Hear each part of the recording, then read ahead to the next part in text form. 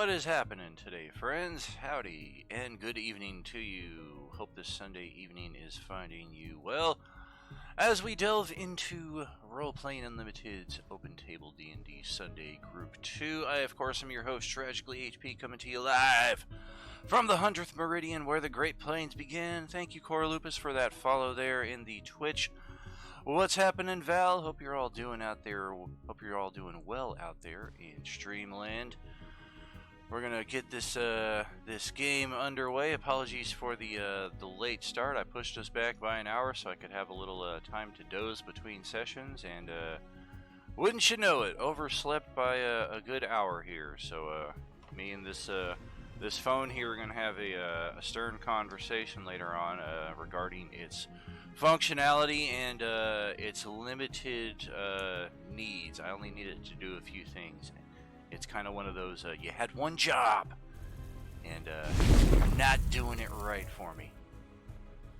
Alrighty, so let's get going here in the live chat.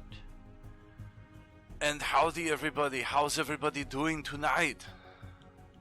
Getting to the chopper. Good. I'm doing all right. It's been 84 years since I joined this job. Whoa, Dell is coming in softer than usual. Sounds like her mic and her are in different rooms. Yeah, her mic's having issues tonight. I'm not sure what it is.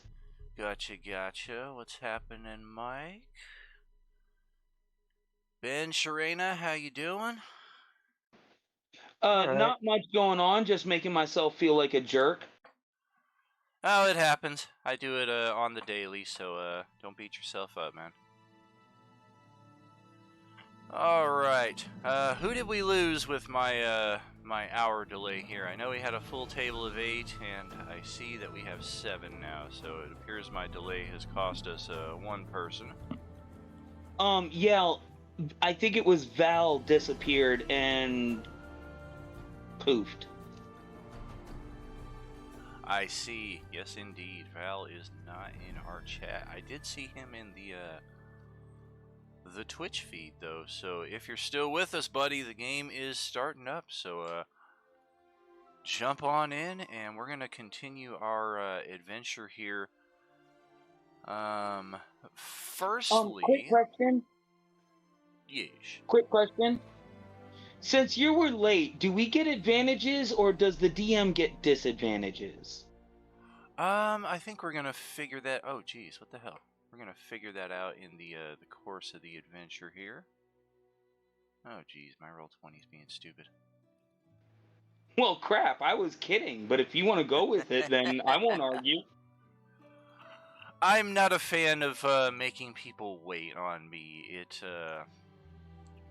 It hits me a little harder than it should. So, yeah, I think some reconciliation will be in hand here. Honestly, I'm just glad you're okay because I had We were horrible thoughts Oh, that you were not Yeah, okay. Yeah, let's just say certain paranoias were taking over, intrusive Oh. thoughts. Yeah, it's the whole thing. yeah, it is kind of a suck day, Father's Day and all that for me, but I was talking to somebody else about it. I think I kind of put a mental block for Father's Day this year. It wasn't until yesterday that I finally registered. Oh shit, it's tomorrow. And yeah, it's definitely been a bit of a roller coaster day, and I do appreciate the good thoughts there from everybody. Just I don't know why I've got the phone set for the alarm, but it just does not want to work. I had it set for 3:30, give myself a good half an hour before the session kicked off. The silver lining is that we are prepped and ready to go. One slight hiccup here, however, because I want to make sure.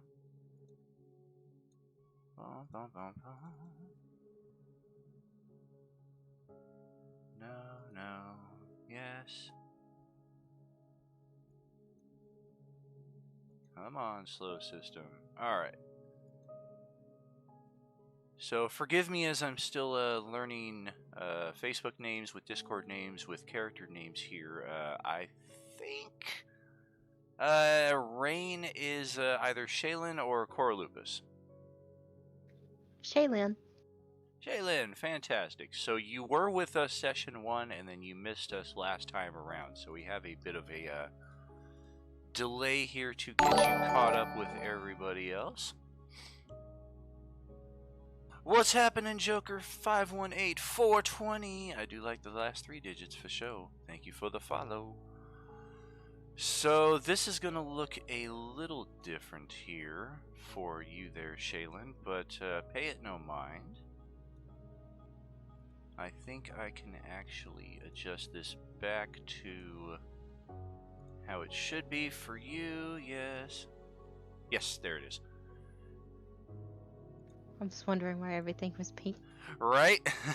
They're all a little bit ahead of you here. So this is where we left your character on the second floor of the library, and you were checking through the medical texts, presumably searching for anything pertaining to the plague that we are here to stop. And you're not exactly sure what happened. You know that you were here looking through the books. You kind of reached out for one of them. And you blinked, and as you're coming out of that blink, some of the books on the bookshelf here in front of you have been rearranged, as if somebody else already kind of went through there. And perhaps more noticeably, you did remember here on this desk that there was a scroll and some scrolls that were some rolled scrolls, I should say. Possibly they had some 420 loaded inside of them. You didn't get a good enough look at them, but everything that we see on this table here on the map, the scrolls, they are gone. So it's almost like somebody cast a time stop spell on you, and you're just coming out of it. And didn't you have? Yeah, you had some companions over here, like kind of chilling on the stairs, talking to each other. There was somebody down here that was also talking to them. They are also gone. So yeah, we got a bit of a change in scenery here for your character. And what is your response to that?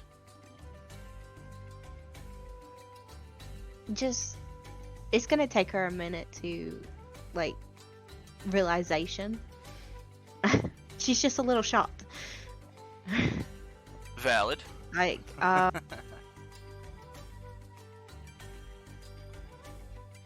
yeah, but after shock and everything, she composes herself and she starts. The first thing she's gonna want to look for is her companions because, Okay. no, she doesn't like being alone in a room. I dig it. Roll an intelligence attribute test, not a saving throw, but a test. If you just click your intelligence attribute.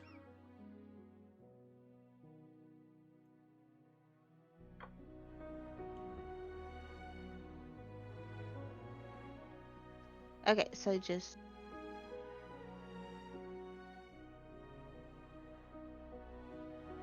Did I do that right? Close enough. You're going to want to click your intelligence score just off to the left of that, but odds are it's going to be the exact same 0 modifier, so in this case it's the same result, just a misclick of the button. But no worries. Sorry. Oh, you're good. You do recall hearing some of your companions chatting just outside this door at your last recollection. And, yeah, go ahead and scooch on over there a few squares. Yep. And you're not going to see it on the map, but as soon as you look out onto this landing here, the second floor balcony, right in front of you on the other side of the door here is a rope dangling from the third story of this place. And just take a couple more steps for me outside, please. And yeah, sure enough, as you follow the rope up to the third level, you realize that this third level does not have any apparent means of access. There's no stairs around the exterior of the archive. There were no stairs inside the second level that you were just at to lead up here. There's no ladders. So it appears that your companions just kind of cinched off a rope and climbed up to the third level, and this seems to be the way to follow them. She's gonna grab the rope and pull on it to make sure it's secure, cause just in case. It is secure. Fortunately, nobody's pulling an April Fool's here on you. Okay. That would be embarrassing. Guys, I'm coming. Oh, you assholes. And then she'll just climb on up. Alrighty. Yeah, no Home Alone moments here. That'll be for Sunday group 4. We're going to save the hilarity for that. Alrighty, so let me just continue the chicanery a little bit more here to complete the illusion. Screen's going to go black for everybody. And then for Shaylin, it's about to return. And one more quick adjustment so that she's no longer in Pinkland. Pinky Tuscaderoville. There we go. Alright, we have made our way to the third level here. And you can see the door right here in front of you is open, leading into a small private library of sorts. Still no sign of your companions. But there are signs that people have been in here very recently. Some of the books are kind of rifled through. A couple of them haphazardly left on the floor. It appears a lot of action was spent over here at this desk. And you can also see the door to this bedroom on the left is open. And sure enough, perhaps the most obvious sign of your companion's presence here is a broken window on the other side of this bed. I knew that was going to come up. It seems that somebody threw something heavy through that window, and looking ahead to the skylight on the other side, it seems that whatever that heavy thing was broke through and fell down into the library itself. You may have just missed whatever it was, or maybe it was already retrieved from there, but yeah, there's definitely something going on there. And looking right behind you here, there is a still active magical circle here that is just faintly glowing. And roll a perception check, please.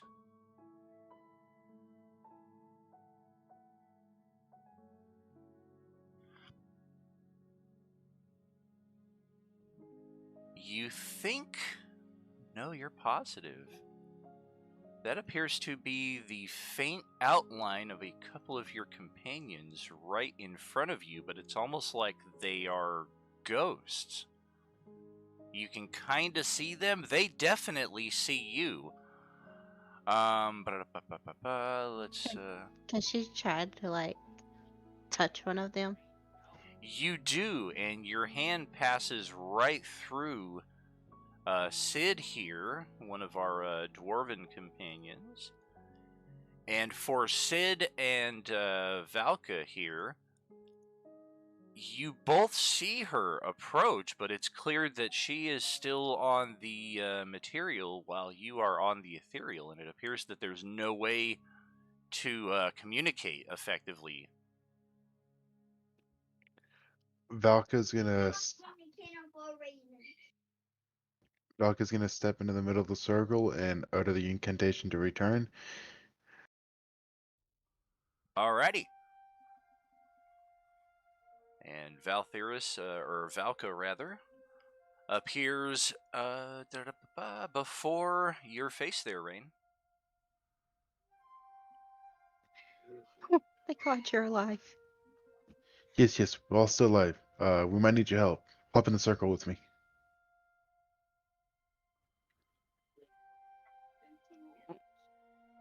Okay, I guess.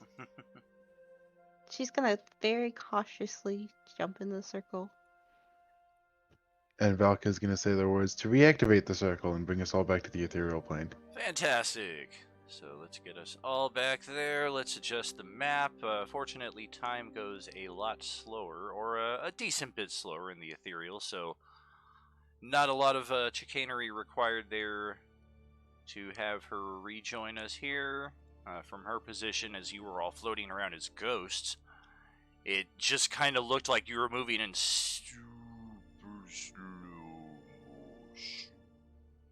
And then Valka's gonna fill in Rain on the fact that we found the cause of the disease is brain-eating parasites. We need to defeat them all and clear the library so that way it heals the ones who are infected.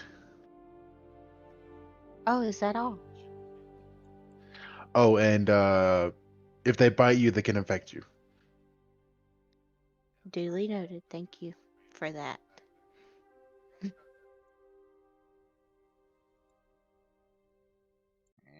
here we have the lingering remains of some of these parasites that we've already killed inside the library here.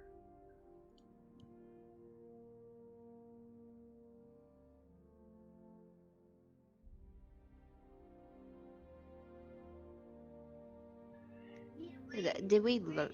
Did y'all? They told me they killed him, right? Correct. Well, I can see it. I can see it. I forgot. But why fighting these parasites? You learn anything about them?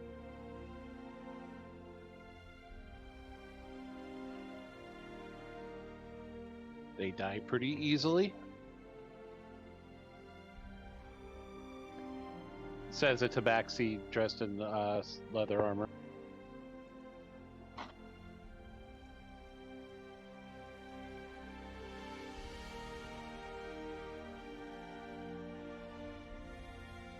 Actually, it's a studded leather armor, but you know.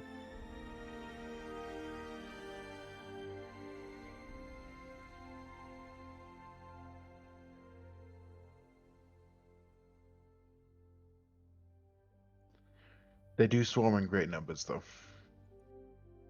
Okay, so they don't like spit fire or acid or Not anything as far as we know. poisonous. Not as far as we.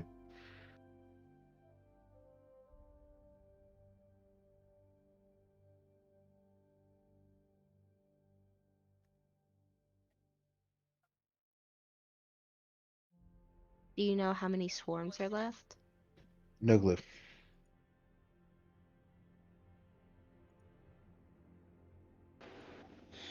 Didn't you say there's a difference in sound here in this plane of existence? I believe so. Here was a little pamphlet for your ethereal plane basics. We are currently in the border ethereal. Oh, I guess it's the deep ethereal where time slows down, but whatever. It works for us. Magic works a little differently on the different ethereal planes. No. Yeah, I don't see if it says anything about sound, though.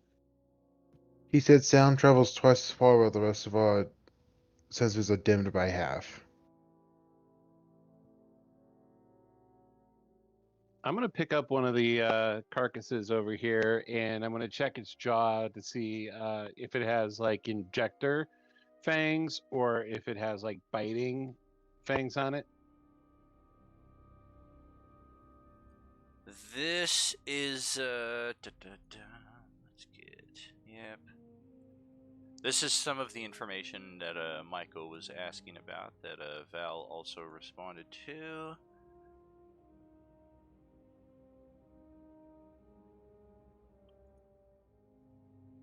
And as Dawn is asking, we have yeah, they've definitely got some biting fangs. Yeah, it looks like these creatures do damage versus injecting a poison. Whether they carry a disease or not, you really can't tell just by looking at them. But you know, in the wild, this is how we would check to see if a snake was poisonous or, well, if it was venomous, or if it just did damage.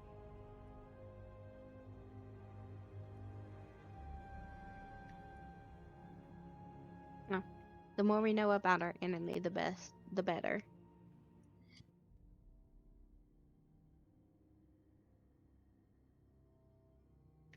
I mean, we know how to kill him.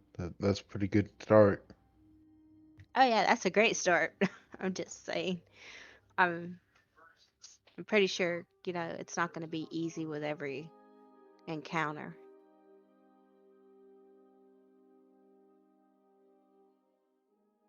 And somebody Guess we did proceed check on? to confirm that the rope is indeed still attached up here and dangling over the side, allowing us access back to the second floor. That is correct. It seems that we've cleared any swarms here off of the third floor, unless there's anything further you wish to do up here. I'm gonna touch the wall to see it, because I've heard stories of ghosts and beings on this that can pass through walls and such. So I'm gonna touch the wall to see if my hand goes through it. It doesn't, strangely enough. Perhaps that's one of the differences between deep and border ethereal. Interesting. And then I look down, I stomp on the floor a little bit. I'm going, well, that is why we haven't fallen through the floor yet. Zagarian, while he's, leaning over, looking through that window, leering, he's gonna slowly start growling louder and louder. Hey, wait a minute. Roll a d20 there, Don.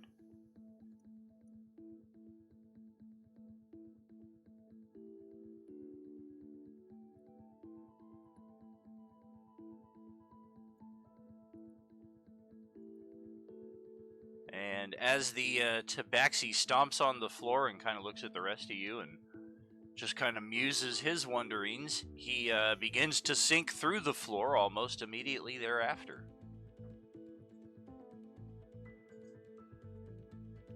Valkut's gonna run over to the same spot and attempt to go through the floor after the tabaxi.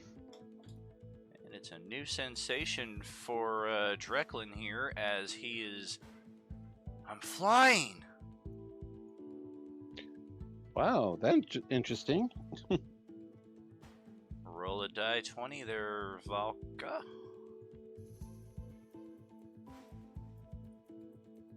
Well, inexplicably, you don't go anywhere. No. And you seem to have found the secret to manipulating your movement vertically here in the ethereal, as you likewise descend to the second floor. And for those of you still up here, you've now watched two of your companions just sink right through the floor in front of you.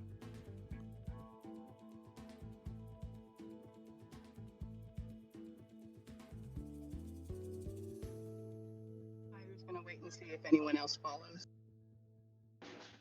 Zagarian's growls still getting louder and louder.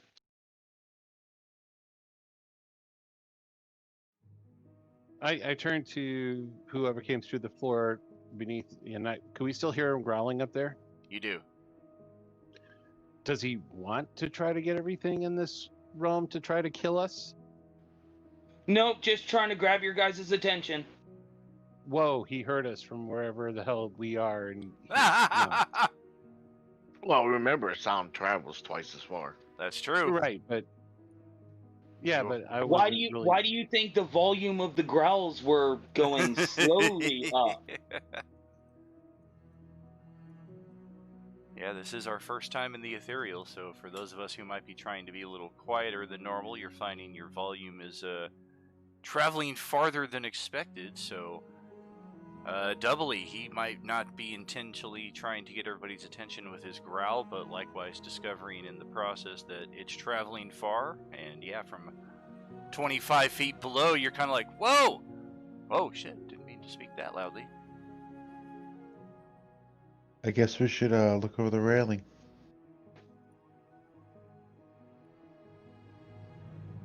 So Valka will look over the railing and try and see what she can discern on the first floor. Yeah, let's check this out now that we've moved to a new level.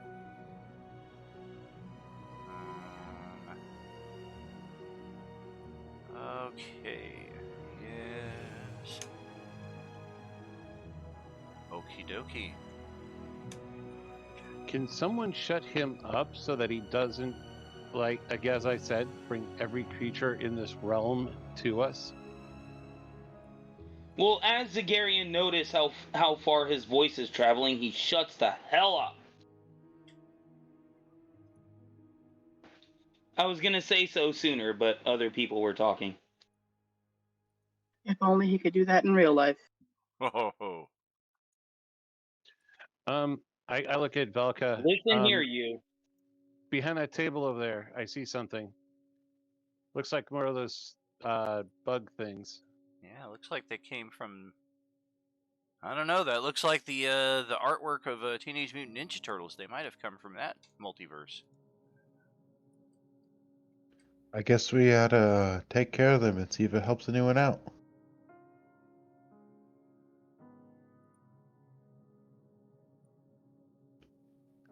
You stay back and shoot, correct? Yes, as a matter of fact, I do. Alrighty, I'm gonna go give him a good smack with my axe and see if that does anything. And then she'll proceed to basically jump over the tables and head directly for them. And I'll Alright. take a shot with my bow.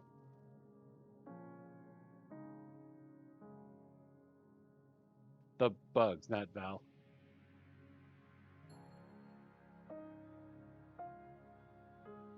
And as you engage in combat, a ghostly figure appears nearby.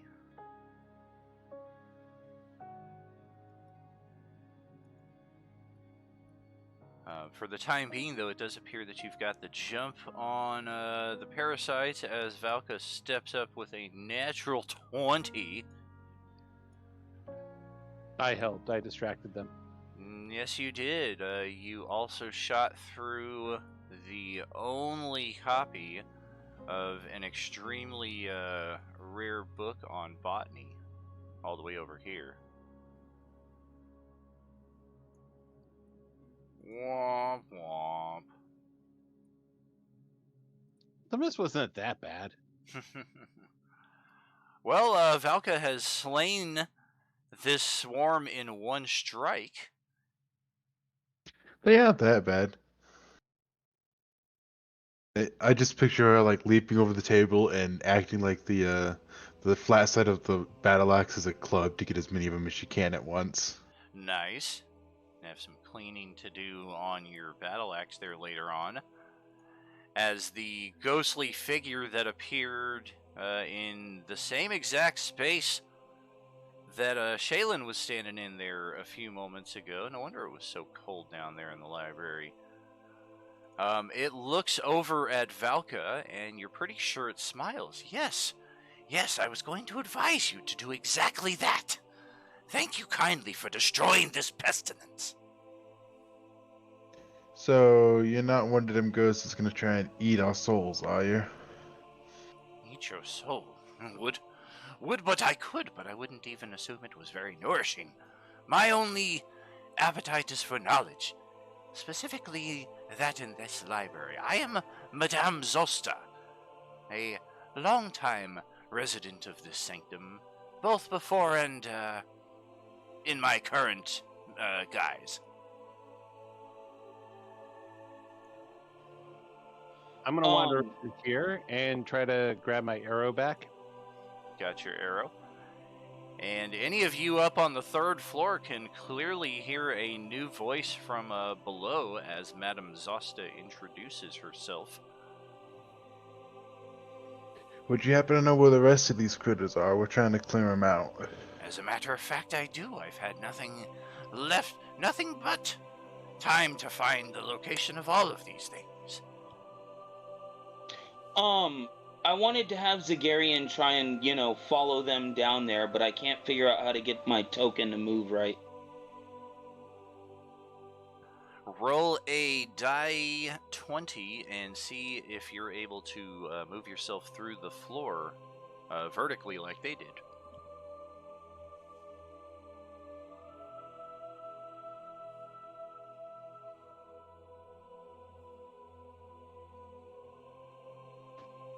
How did I not see that coming?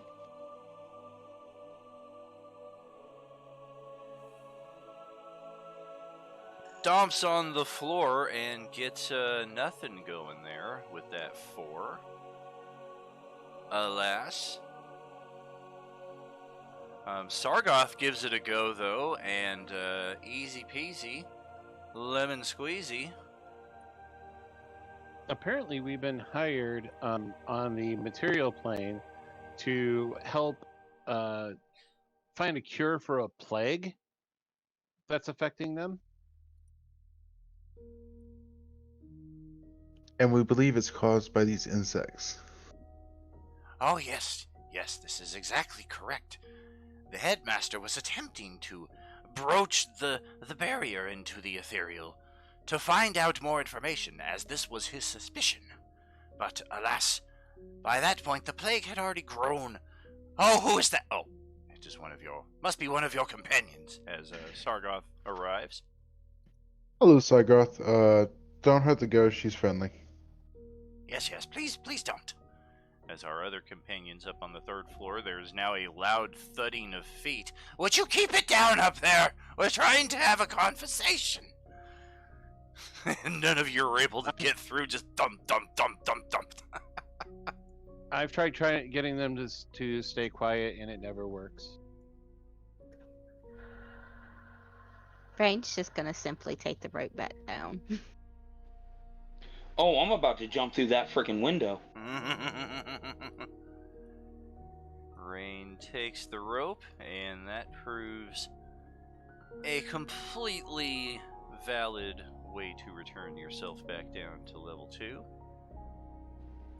And yeah, Zagarian will also take the rope, dagnabbit. I wanted to jump through that damn window. You can survive it, bro. It's like 3d6 damage. No. I don't have to care about that, bro. I have a ring of feather falling. Oh, well, come on then. I like Gwen tempting fate right there, walking across the shattered skylight. You know what? Yeah, Zagarian's gonna jump through that window, aiming for that, 2nd floor indoor balcony thing right there. I was honestly just looking for where the other people are, but I assume they're probably on a different map. They left us.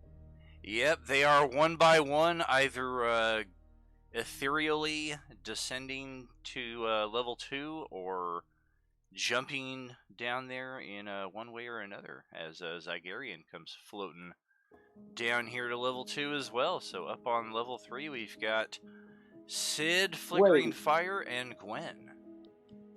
I'd have laughed Wait, my I ass float off if down? the ring didn't work.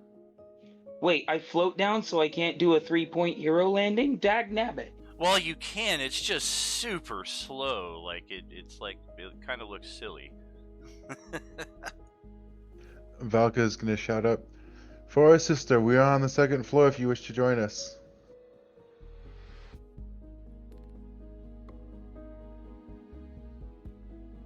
And at this point, seems like everybody is making their way back down, so I'm going Is there a safe way to get down? There is. The rope that we used to ascend is still present on I'll do that. on this area. They may or may not be surprised, but Dreklin is still in the air. Gotcha. And we're just gonna crowd up. Yes. Okay, we are all back on the 2nd floor as we are, some of us conversing with Madame Zosta, who is starting to point out the locations of all of these pesky little creatures. One of them is in the mezzanine underneath the landing here that you are using to ascend. There are, in fact... Wow, rolling a few sixes here. Okay. 1d43. It's an interesting die.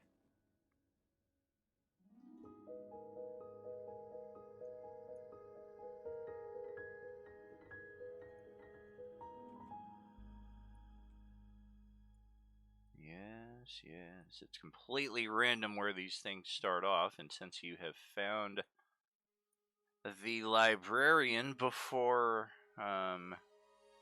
haphazardly wandering through, we do get the advantage of knowing where these things are before we just kind of start wandering into the library. Let's see. Lastly, okay.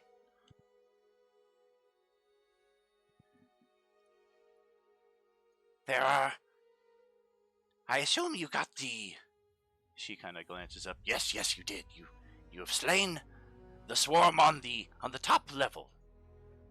If you are to head a bit further outside and beneath the level that you are, the landing that you will find outside, inside of the rooms beneath the mezzanine, you will find the remaining 5 swarms. One of them is in the judge's chambers on the east side. The other 4 are all gathered in the private sanctum further to the west. If we go Maybe down we these... Sorry. Maybe we should split up and take them out. The rooms in this place don't look like they're that large, and if they are, we don't want to be stepping over each other trying to attack these things. Agreed, which is why I'm thinking about jumping out another window and heading down there ahead of everybody else.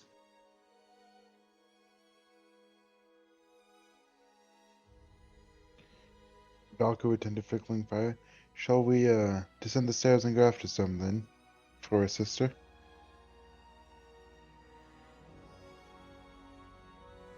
That sounds good.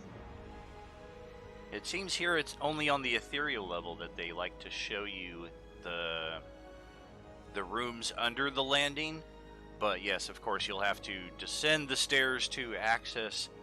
You don't have to, but the easy route is to descend the stairs and take the door right beneath the one that some of you have entered from the landing above. Well, to be honest, I'm starting to feel like I'm wearing power armor in Fallout because I can just jump out the window. Valka would just start heading down the staircase, waiting and seeing if anyone else wants to join her. Cool.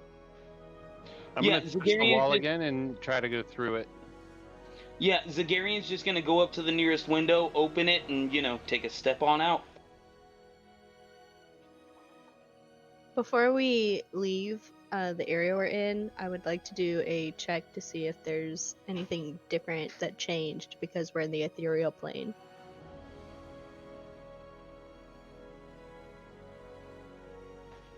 Do I need to roll a strength check or something to open that window? No. Roll a perception check there, Julie, please.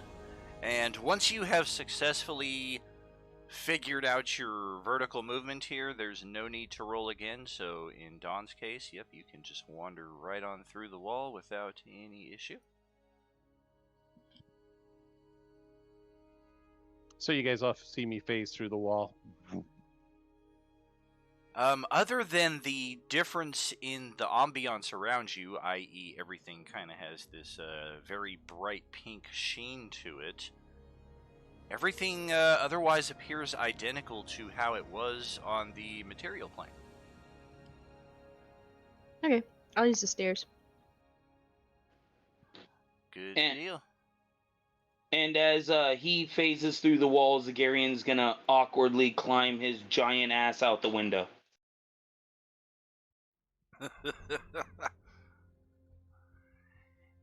And Drecklin is out in the little private garden here by the mezzanine on the other side of the rooms we are trying to get to.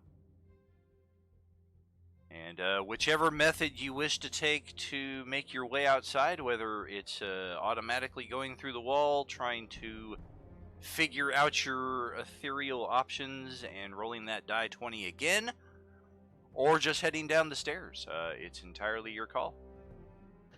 So if they have vertical and horizontal movement figured out, Valka's just gonna kind of like gently float down the stairs to make less. Good deal. Madame Zosta watches as Gwen is the last to depart, and she just gives you a smile and a nod. I'm very appreciative for your assistance here. Zagarian's gonna go ahead and head down those steps towards those swarms. I'm gonna phase through the ceiling over here. Okay, and yep, sure enough, you have found 4 swarms as promised. You're in fact floating right above one of them. I went to the judge's room, by the way. Yes, you did, thank you. Let me adjust that. Who is that who went to the judge's room? Rain. Alrighty. And sure enough, as Well- promised, 1 swarm on the east, 4 swarms on the west. And as our group begins collectively making their way there, they do appear a bit more perceptive of your presence here, so I'm actually going to do a group initiative here. Just hold tight one moment. Yeah. Slowly get all of you captured in here. I don't think I've ever seen an initiative for level 1. That's horrible. Yeah, no. If somebody gets a worse roll than me, then oh my god, no, I'm done. I'm done. Dude, 007. Bow, bow, bow, bow, bow. Bang, So- bada, bang, bang, bang, bang, bang, bang, bada, bang, bang, bang, bang, bang, bang, bada, bang, bang, ding, ding, ding, ding, dada, ding, ding, ding. I can't believe I almost got best initiative. That's crazy. Yeah, very close there. Dreklin at number 1, Gwen at number 2, Valka at 3. 3 characters above a 20. Very nice. Rain following up at number 4.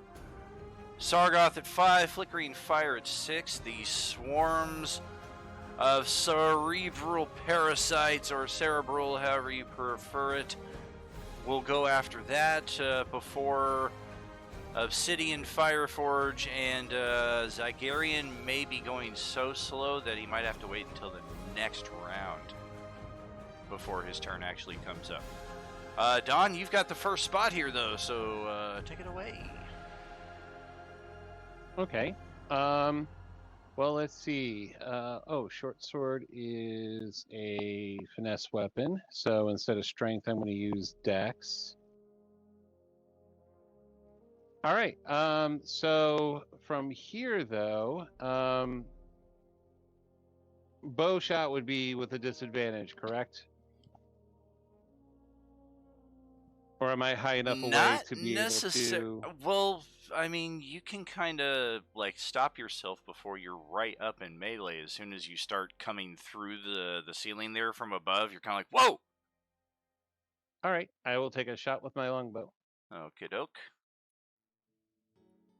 Which one of these things just took nearly the minimalist damage it could possibly take? It's going to be that one. And the one doesn't. I didn't make it my foe yet, but I will as part of my favored foe. And they will. Alright, I'm going to throw a little Scully up there on it. And it's now favored. It's your favoritist of all the foes. Until it's It dead, and then you'll is. have another favorite foe. Correct. It's kind of a redundant thing. Your character's frequently Well, actually, it changing does your take that favorite. one then. It does take that one because it does take that damage while, including the first time I fire at it. So, yeah, it took 5. Well, that's bogus, man. Yeah, I'll know, but that's the way it goes. That'll be the end of my turn. That's the way the cookie crumbles. Who told you you could eat my cookies? And Gwen, it is over to you here. Are two of them that I can see in range of 30 feet? Let's see. 25. You know, every one of them appears to be within 30 feet. It's just really the matter of can you phase through the wall to target them? Roll a die 20 and let's see if the force is with you.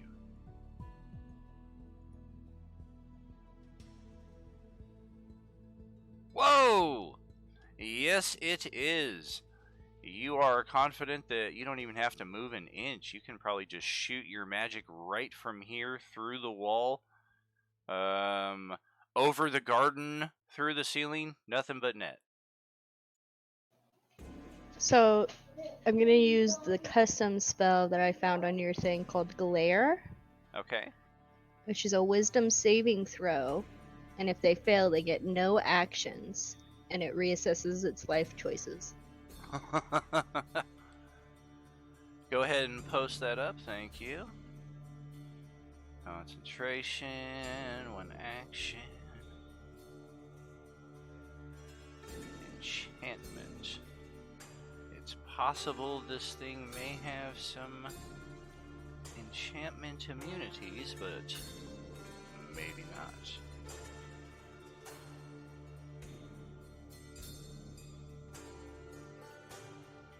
It does have condition immunities.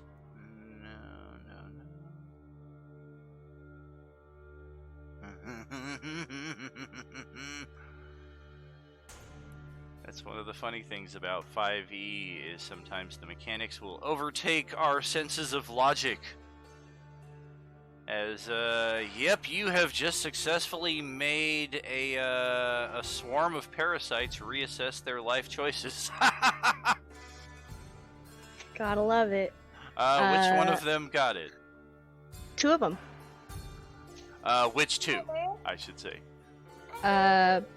The ones that are closest to my allies or me. Alright. Aw. Somebody needs your attention. Sorry. Oh, you're good. I looked at the bedroom door because I thought that was my picture. Ah! Love it. I'm just going to throw some hearts on these parasites. The two southernmost ones are currently unable to take actions as they reassess their life choices. And then they did fail to bonus- save by 5 or more, so they get no actions on the next 2 turns. Holy crap! Yay. And then bonus action. Can I see Valka? Yes, you can. They get inspiration as I look at them and say, "Look at how weak-willed they are. Get them." Very nice. Valka, your turn happens to be next. Does the phasing through walls and stuff also work for allies? In what respect? Can I pass through Drekyl's space without eating up extra movement? Absolutely. That is one benefit of the ethereal, is you don't have to worry about that one little hiccup as you normally would. Okay, then she's gonna enter in here and slap the one to the east Okay. with that battle axe. And how do I use the inspiration? It'll be an after the fact if you need it. I believe at level 1 it's going to be an extra d6 added to your roll if need be. Yeah, to D6 to ability checks, attack rolls, or saving throws. Do I need the extra d6 with an 11? You do not. These things have the AC of gelatinous cubes. They have an 8. You don't have any evidence of their hit point bars, but this time you did not destroy it outright. It does still have several in its number wriggling about there on the floor. Alrighty, as my free action, I'm just gonna wipe my battle axe off and say, well, this one's a little bit harder to squish, but I'm pretty sure we can handle it. And that'll be the end of my turn. Sweet. Let's send it over to Rain. That's over to you, Shaylin. Alright, which one of us is in front of the door? Because I can't tell. It seems to be Sargoth who's right in front of the door, but at this point, you're pretty sure you can just phase right through the wall and get in there at the thing. No, no, I actually am going to back up Okay. to this area. I am allowed to shoot arrows through my opponents, not opponents, allies' squares, right? You certainly can.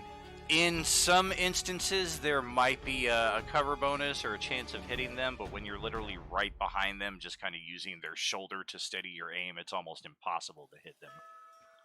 Okay, that's Yeah, let's exactly- not shoot through the opponents. As she rolls 2 natural ones, Ben style, and assassinates you with an arrow through the back of the neck. See ya! That would be the first. So she's gonna take out her longbow and arrow and tell him, "Don't move," as she's fired.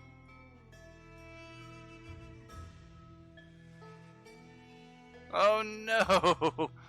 Double nines? Well, this thing's AC is still garbage, so you do get the satisfaction of piercing through. Wow, looks like you got like 4 or 5 of these things with one arrow.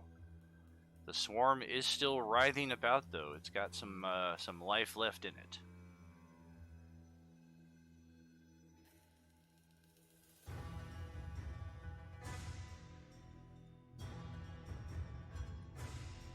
And anything else there for you with your bonus action or remainder of movement?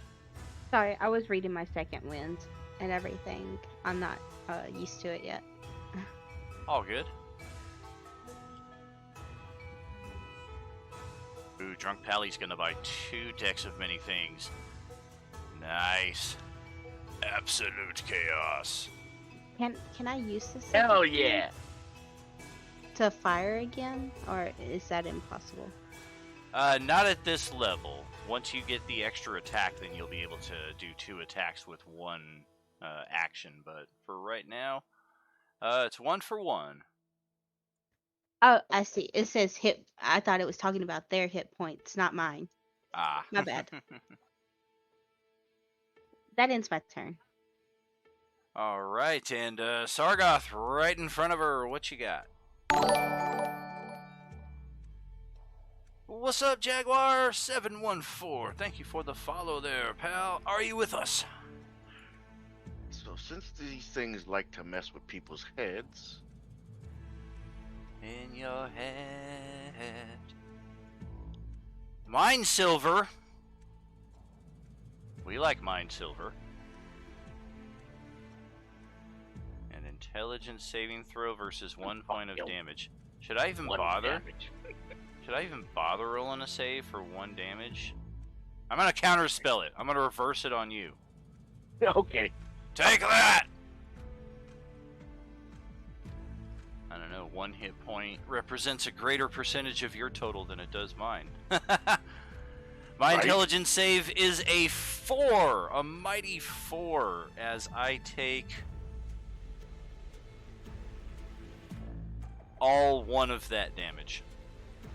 You also get a minus D4 from your next saving throw. Aw, well the saves have been working so well for me. Shit. Guess that's about to start changing for the worse. Anything else there for That's you? it. That's it for me. All like it. right. Well, where is Flickering Fire hanging out? Just outside of the mezzanine. What's happening?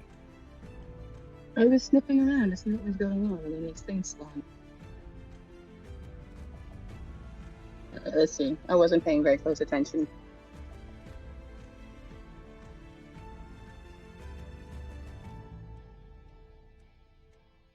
Yeah, it looks like 2 of them are just not taking any actions at all. The ones on the south. And otherwise, the ones on the north still appear to be trying to kick ass. Which one's getting the frostbite? The northern left one, the one closest to me, but not the one that's can't take action. Northwest. Okay. Con save. Hey, finally a save that I'm not terrible at, but I do have a freaking penalty to it. Thanks you, Ben. Well, that's just going to turn a failure into more of a failure. So it will take all double. Ooh, it took crit damage from Ben's perspective. Instead of 1, it took 2. And disadvantage on the next weapon attack roll it makes. Yeah, this thing is armed to the teeth with glaives, halberds, and ballista. Any movement for you there, Amber? No, I think I want to stay away from those things. I'll stay back here. All right. So they take no actions. This one's just going to kind of wander over here. This one's going to phase through the wall into the next room, and they're just contemplating their life choices. Where did I go wrong? I had such a promising future at Cerebral Parasite University. And that'll be the first of their 2 rounds of inactivity as favored foe. Is that just a bonus for you, Don, or do they have a penalty if they do not focus on you? Nope, just for me. Very good. We're just going to spread the love around here. Take a bite attack on each of the melee combatants.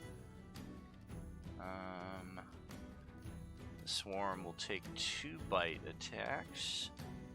So the one on the left that is favored, one of these attacks on each of you. Val, a 12 to hit. 12 does not hit. And on Dawn, also a 12 to hit. Nope, that won't hit. Boo. Okay, well, how about the one on the right? It's going to try to double down there, and let's just repeat the exact same thing going on here, except this one is actually going to get into the same exact space that Valka is in. And we're going to try to swarm all over you, because we likes you. How about an 18 to hit? 18 does hit.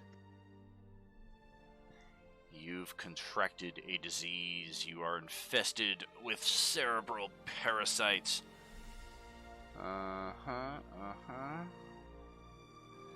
We're just going to put a little marker on your character. You got 3 of these things on you. If you would just put a little icon to represent that. The one attacking Dawn, I got a 7 to hit you. 7 will not hit me. I was thinking as much. And then we're going to pass this over to the eastern swarm and take one of these on Sargoth. A natural 20. There's really no crit for this attack. It just means, yes, I do hit, and you are infected with 4 of these parasites, Ben.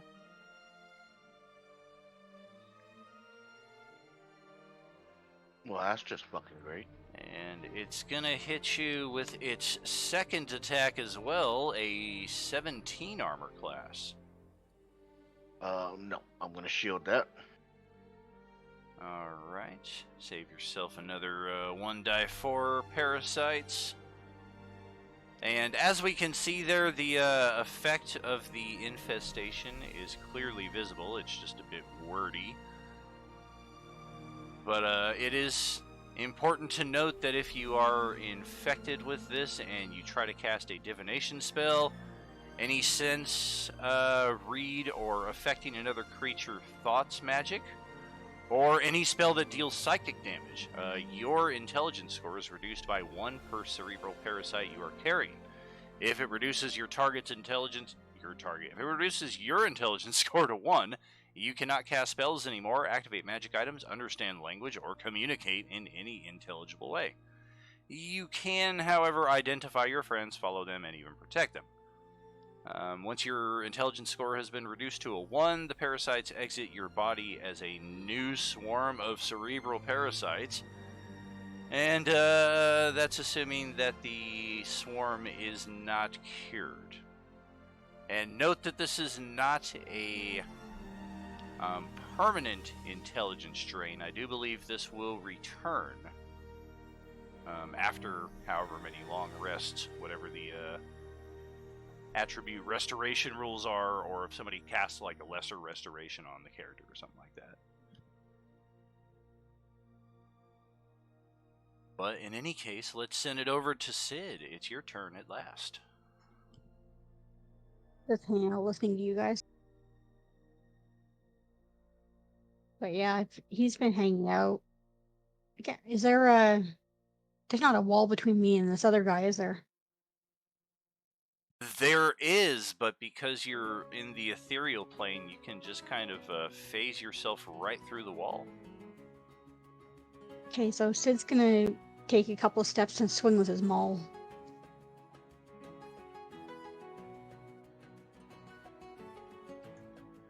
Darth Maul! Darth Maul! Ow! Alright, well, this one was just sitting there minding its own business, contemplating what it would do next with middle age. And now it's been wounded very badly. And it looks up at you with several hurt eyes because it is a swarm. Ow, why? I'm supposed to have sympathy, why? Oh, we didn't ask you to have sympathy, but it would be nice.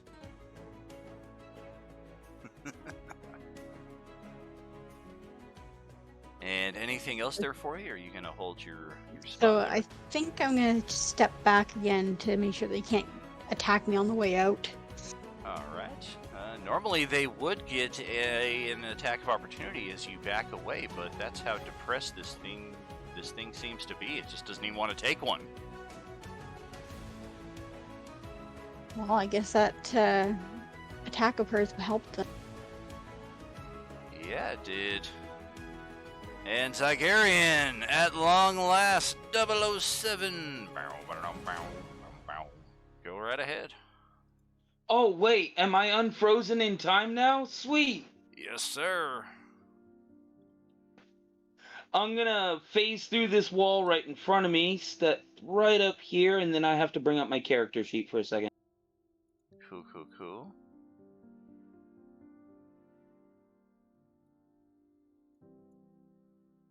Assuming you don't walk into the wall again.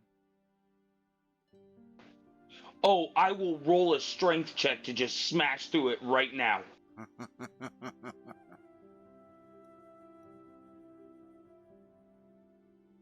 It's ethereal. It laughs at your attack.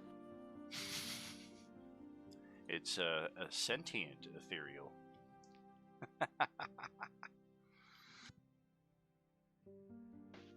On the one to my far left.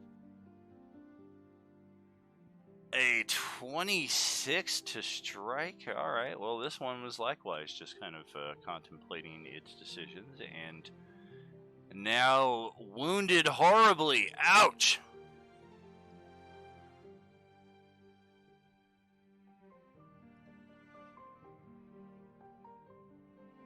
And I'm pretty sure Zygarian's got extra attack at this point in his career. So let's say... Yeah, I'm gonna hit him again. I think that's a good idea. And if you miss, we're all gonna laugh at you because it means you rolled a natural 1. It's the only way you can miss. Oh, damn!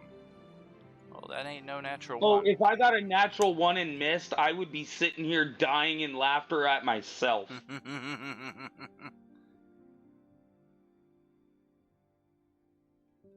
No worries. I do have an option here, Amber. So if the pink is there, let's shift the ethereal to more of a grayscale. How does that work? So much nicer on the eye. Wonderful. Yeah, it actually kind of is. Cool. Yeah, I've got the grayscale or pink option here. I rolled randomly last week just to see which one I was going to use, and we ended up pink. But this can also represent the ethereal just as well. Thank you. And I don't know if my token is on the wrong floor or what, but like the walls in the rooms disappeared for me. That is correct. Because we're on the ethereal now, none of the walls should be present. You should be able to just walk right through. Okay, just making sure my roll 20 wasn't goofing. Nah, you're good. The only potential issue, yep, and it looks like it's still intact. You wouldn't be able to traverse from level to level, but yes, you can still move around anywhere on the level that you're on.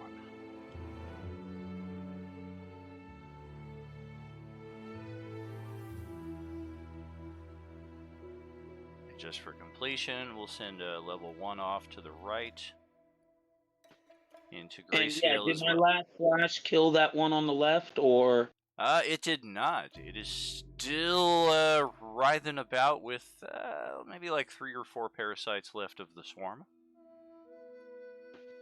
Well, damn, they're a little more durable than I thought. Then I'm just gonna stand here and finish my turn. Booga, booga, booga. Dreklin, that's over to you, buddy. All right, another bow shot to my favorite target.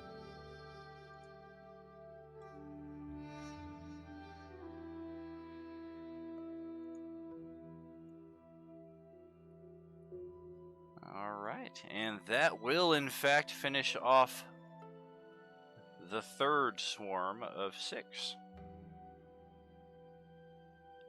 Getting closer to solving this this issue here at the Archivist Sanctum. Anything else there with your turn? Well, as a move action, I'm going to back up a little bit so I don't get infected by either of those or Velka. Gotcha. I have no idea if they're transmittable, so I'm done. Oh, no. It's okay. It's okay. You can admit you're hiding behind the big lizard. It's okay. And back inside the library, where Gwen is getting all kinds of commendations from Madame Zosta. Oh, that was an excellently executed magical effect. I'd never seen its like. It's back to your turn.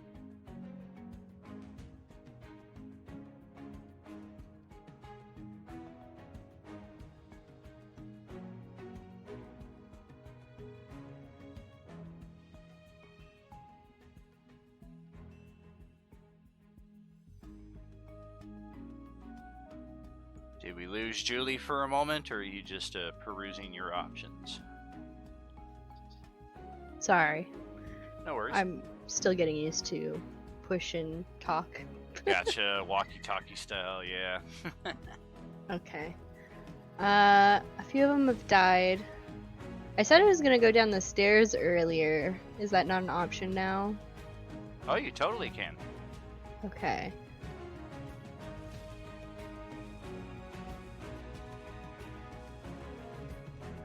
Are you trying to get out there with them through the stairs? Yeah, I would use the stairs and then the door. Cool. Good deal. I'm gonna place myself by 5. Okay. Alrighty. And then I don't really have things to do that aren't magic, so I think I'm just gonna try and viciously mock somebody.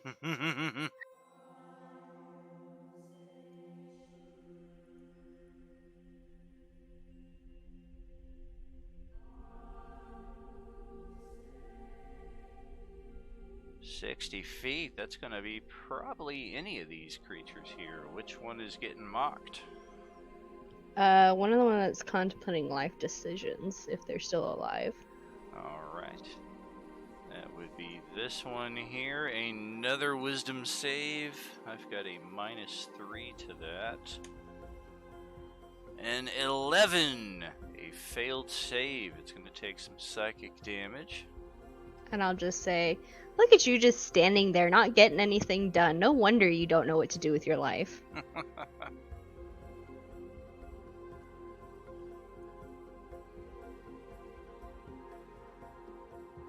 go ahead and roll your die 4 for damage. 2 points is not much, but it is enough to finish off another one of these swarms.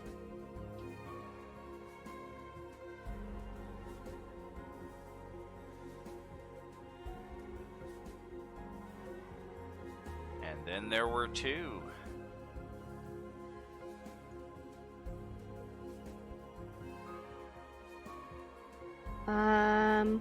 Me 3. Am I 60 feet away from Rain and Sargoth? Yes, indeed. Okay, then I'll just stay where I am and keep an eye on things. Cool. Valka, that's going to be over to you. You've got one of them on the left, and you've got one of them in your space. Falcon's gonna try and shake them off of her and just swing down with a battle axe like it was a butter churner and just stomp as many as possible with the head of the battle axe. Nice.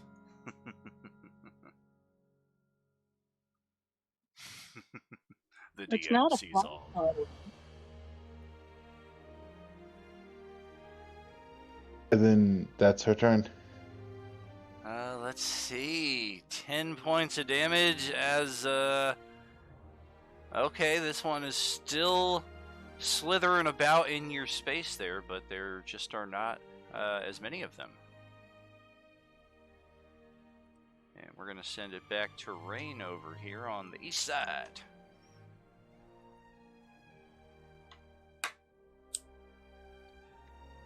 So, I'm guessing she saw what happened with the parasite's bite. I think his name's Sargoth. Correct. Okay. I didn't want I to say it wrong. gotta go. I'm sorry. We're under another severe storm warning, and last night we had a couple of tornadoes switch down. Oh gosh, yeah, be safe out there, buddy. Talk at y'all later. Always a pleasure, man. Take care, Val.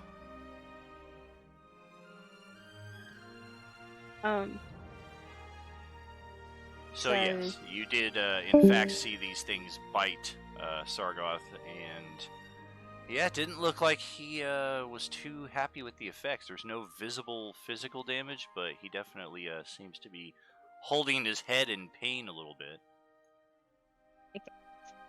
So seeing that, she's just gonna jump back one, and then just pull out another arrow and shoot, and hopefully she don't hit him. Alrighty. Wow, not with that. Direct shot and cleaving through another handful of these parasites. It looks like we're down to the final. Between all 3 of the swarms, maybe a dozen or 2 individual parasites left, so another successful 3 or 4 attacks ought to wipe the floor with them. And if that's it for you, we'll pass it over to Sargoth. It is. Alright.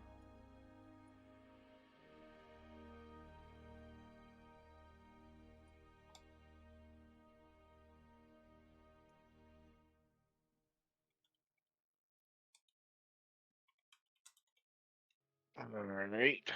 Okay, so this one's still alive.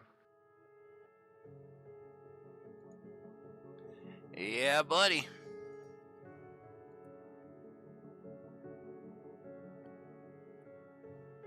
Well, a chill touch will certainly hit. Let's see if this thing's got any kind of resist. Cold, necrotic, neither. Absolute hit, and Sargoth is going to send this swarm to the grave.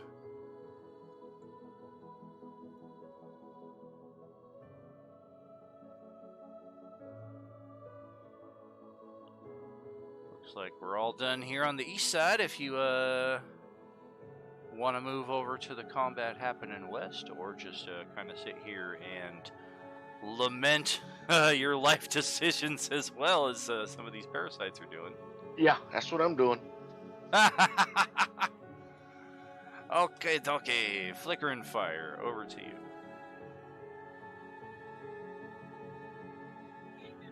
I asked in the game chat who didn't get it. I don't know if anyone saw it. I know at least one person had the parasite. Yes, indeed. Valka has been bitten with the parasite, as has Sargoth off to the east.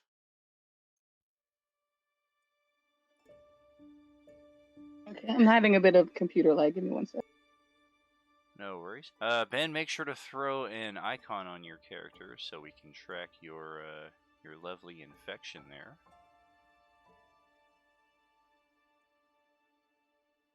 Hey, maybe we can take them back to the prime material plane infected with these things, and then someone with some medical training can take them out and be able to dissect them and figure out how the plague is being spread. They may have to cut their brains open for it, but you know what? It's for the good of the town.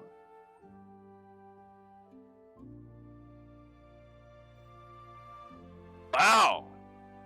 Didn't realize Chaotic Evil was traveling with us here today.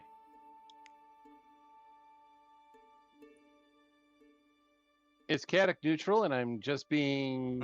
and I have a 10 intelligence, so I'm just trying to be smart about it. It's Be pragmatism. smarter than I normally It's am. not evil. Yeah, it's pragmatism. It's nature, and I've studied nature. Aw, Flickering Fire is casting Fairy Fire. That's cute. Is the one that is in Val's space getting it, or is it the one just to the left?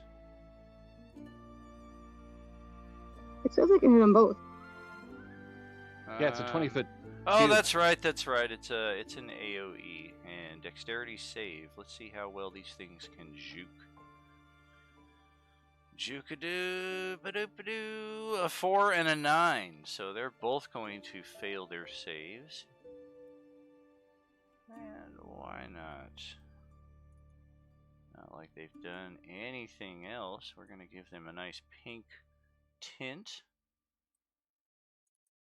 Just to indicate. The pink is not showing up very well. We'll do a blue one for the other one. There we go. Advantage on all attacks against these Fairy Fire parasites, though. And then I want to give Valka a potion. Alright. Standard potion of healing, or you got the graders yet? No, it's a standard. Okay. Go ahead and roll that. I'll restore it onto his hit point tab here. Oh, actually, he's not taking any damage. He just got infected with the disease. It didn't actually do any damage. I mean, we used some kind of potion on... Somebody got infected last game, and we used some kind of potion. I couldn't remember if it was a base healing potion or not. I don't think it was. I think we had the, we have some of the removed disease scrolls that, Julie found. That might have been it. Alright, I'll save the potion then. Alright.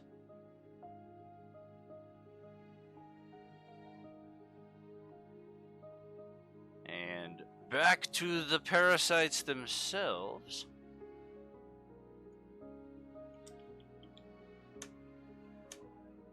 Okay.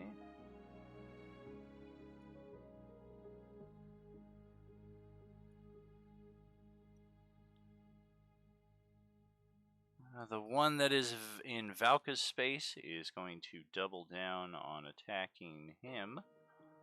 Or her, I should say, and that's going to be a 6 and a 4 to hit, so nothing doing there. And perhaps laughingly, the final swarm is going to turn its attention to Zygarian, which I believe is going to require a natural 20 to hit. And I got a 12 and a 5. Yeah, no. So nothing doing there. We will send it back to Sid. Psycho Sid.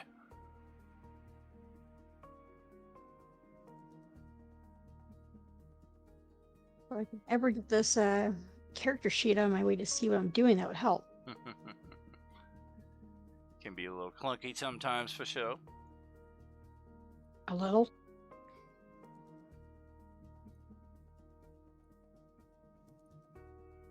So I'm probably just gonna do what I did before: rush and swing, All and right. go after this one that's currently squashing Belka.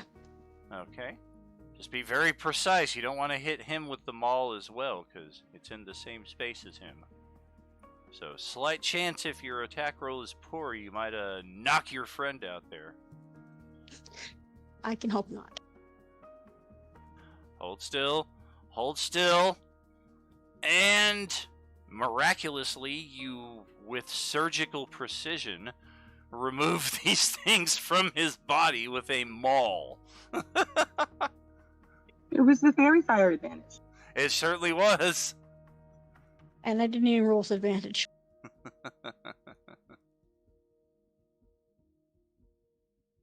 So I don't think I have a second hit yet, or I would have swung it again, because the other guys are like right in my path of swinging too. Yes, indeed. Fear not, however, Zygarian is right behind you and well equipped to end this threat. It's okay. I'm done. I'm done my turn anyway. All right, what's going on? I really should have pulled up my character sheet sooner. Come on.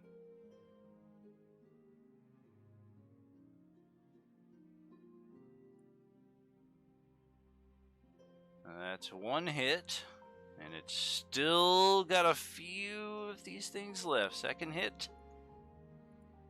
And that'll finish it off. Yeah, there's a few of nothing. No, there isn't. They're all dead. That would I'll be the... collect more bugs.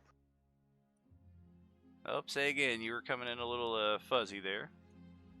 I gathered some of the dead bugs into a bottle last game. I wanted to do that again. Gotcha. Cool. Alrighty. Let's take a look here. Yep.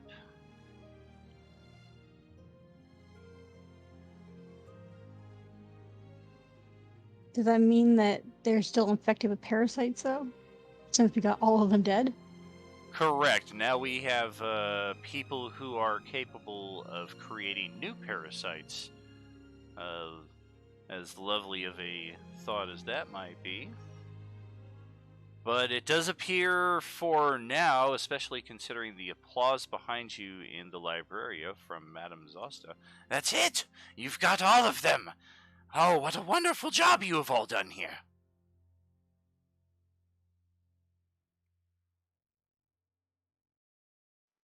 Why, thank you. Is that all you need to do to cure the town, or is there more that needs to be done? As it pertains to this plague, with the parasites, that does appear to be the completion of your task. I'm not certain who it was put you up to this, but I am quite grateful for their foresight in seeing that this is a place that just cannot be under influence of such a malady like this.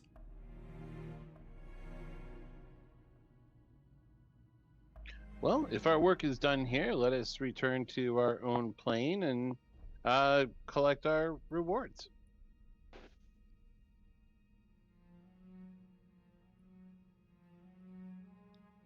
Yeah, if there's nothing else any of you wish to do here, it's a simple matter of ascending back to the third floor, going back to the circle, using the deactivation phrase into the reel, or return to the reel, whichever it was, and you will be back on the prime material plane. Do we need to look around first, make sure we got everything, or do you want to just go? Yeah, Zagarian's gonna look at the ghost lady and growl and just say, "Where are they?" Are you always this rude? Is this why your last group kicked you out? I mean, you're obviously more experienced than we are.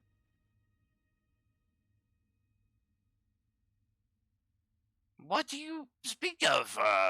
Who's they? There are missing librarians. Where are they?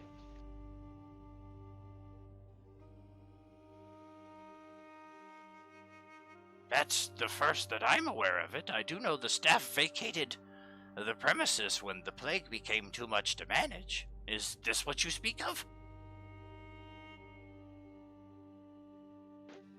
Zagarian just kind of cautiously growls and then proceeds towards the portal. Alright. Maybe Zygarian should stay behind. He may have some of those plague things running around his brain.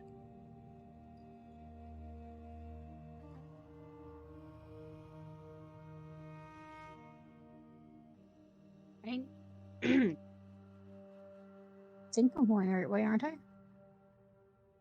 So what now? If we have a cleric or a druid, I have a scroll of cure disease. Do we just have the one? Just the one. Well, in fact, you have two more. You got the two completed scrolls on the right, and the one that was just finished in the center. I kept one and gave the rest to the person who could use them. Oh, that's right, that's right. And who was that character? And are they here with us today? It might I have remember been they me. were a druid. I'm a druid. It might have been me, and I just didn't put it on my sheet. Yeah, so Yeah, you it's- have two of them. Yeah, definitely Yeah, I not don't remember her. Ochoa. She's a rogue, so don't think And she I would have kept them. one for myself, Cool. just in case I got infected, because I'm greedy like that. Well, All right, so we have two, and we have two infected players, right? yes, ma'am. Okay, so I would just use it on those two. All right, so that will remove the parasites from Sargoth and from Valka. Also removing both of those scrolls from existence as they burn up in the casting.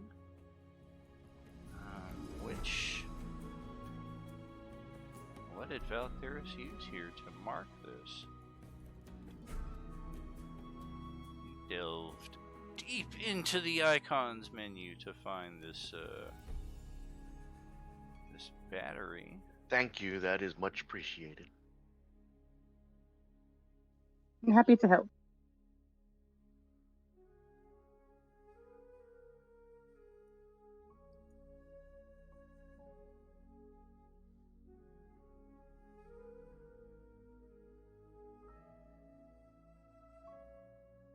Yeah, I don't know what Valtherus did here, but his character is indeed removed. He is cured of the parasites. I just don't know which icon he activated. I don't want to search through the whole menu. If you activate a new one, we'll just have two then? Or can you like turn on one and then just turn that one off and it'll deactivate them both? Well, if once I can find which icon it is, I can just turn it off. It's just I don't know which one he selected. But he is, in fact, cured. His token just does not show it at the moment. Oh, there it is. I finally got it.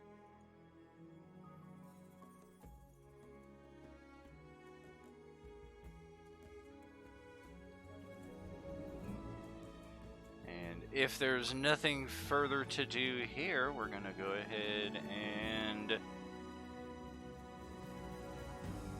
Woo! Back to the real.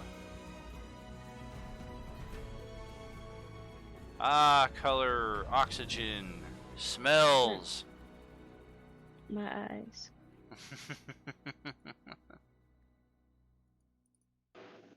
Yeah, Zagarian just takes a nice, deep, through the nostrils inhale. There's still a ghost in the library.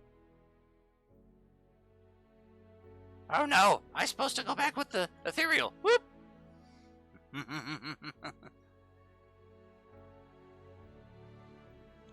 And we did obtain this quest from a Mayor Bahra, who promised a healthy reward for your character's assistance in this manner. So returning to the mayor's office will hopefully be a simple matter of, yes, we did it, and let's get paid. Yes, we did it, and let's get paid.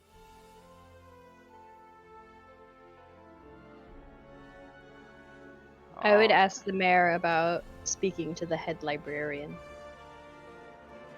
Oh, the head librarian, yes. He, Master Durrell of, Ardhitipu. He is currently on sabbatical, as best as I am aware. Exploring the... Oh, what is the name of it? Some obnoxiously long forest name. Far off to the west with a group of companions. I will certainly pass along your information upon his return. I do know that he will be quite appreciative of your efforts here to clear the library of this pestilence. It was one of his biggest regrets having to leave when he did at the time of this outbreak. Can I do an I'm not insight so check? sure. Sure, go ahead.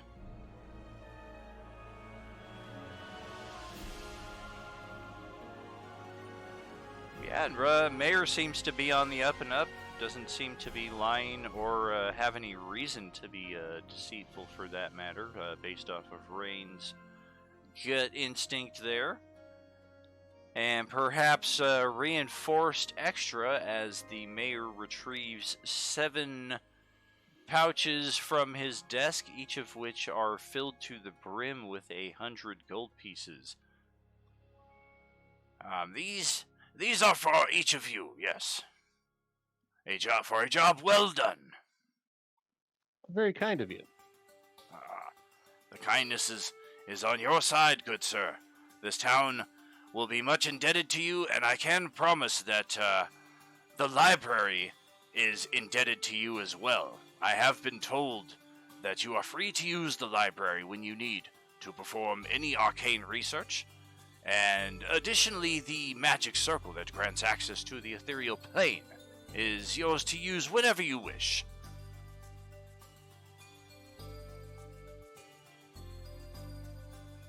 Fire wants to ask if he's got any healers or like science types investigating the infections to give them the dead bug goop. Oh, I see. We do have people investigating this, but perhaps you will find better success with one of the residents in the sanctum itself.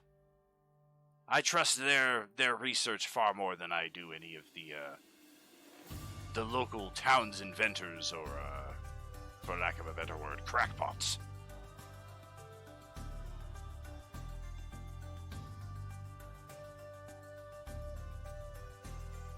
I was hoping to get the bug goop out of my bag. All right. Aw, damn it, it broke open! It's all over everything! My whole bag smells like ants. Oh.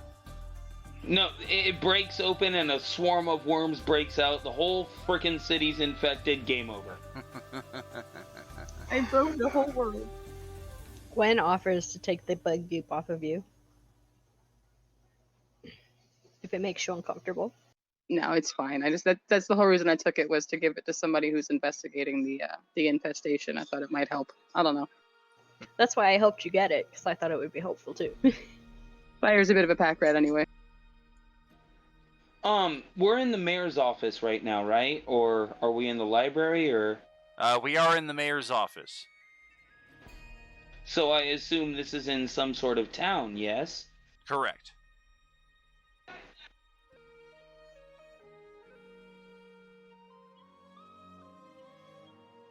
And if your name is not Zygarian, the remaining 6 of you present here right now are the beneficiaries of 300 lovely experience points. You can add those in on the top right of your character sheet there, just underneath your background.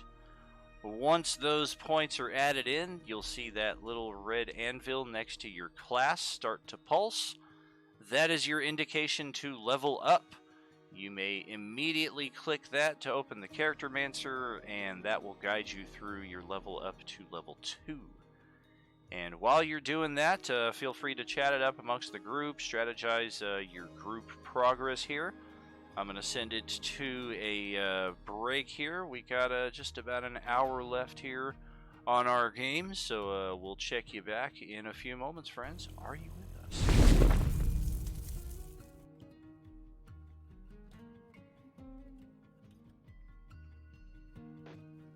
Well, I don't know about strategizing, but all Zagarian wants is a good cup of frickin' tea. We all know you're not going to drink it.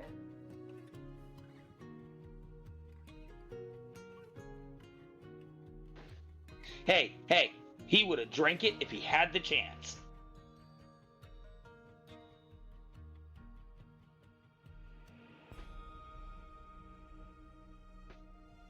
Zagarian wants his dang cup of tea.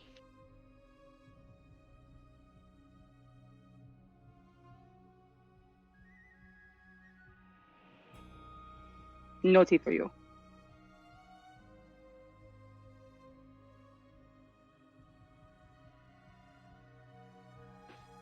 Oh, and side note, he needs a Temple of Bahamut. But the tea takes priority.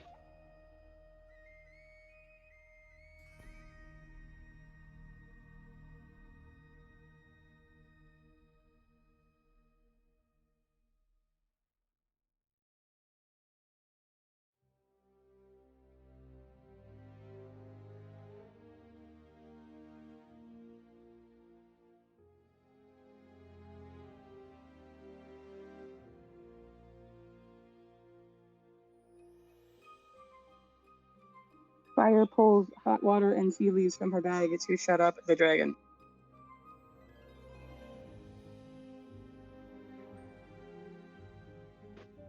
Really? That's what we're doing now? Is that what we're doing? Really?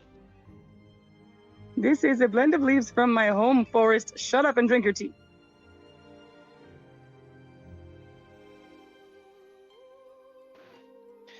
All I can see in my head is the dude from Star Wars, but instead of saying it's a trap, he's saying it's poison.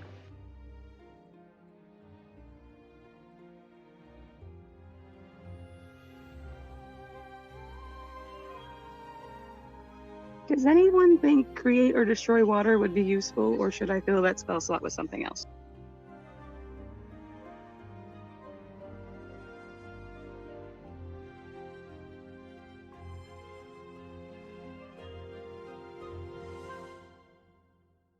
It's one of those things that's useful when you need it, but when you need it doesn't come up very often, so I'm on the fence about it. Yeah, rather have it and not need it than need it and not have it.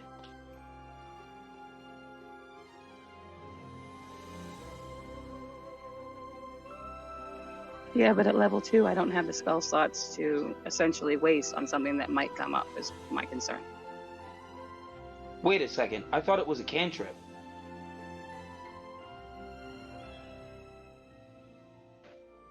Okay then, I retract my previous statements.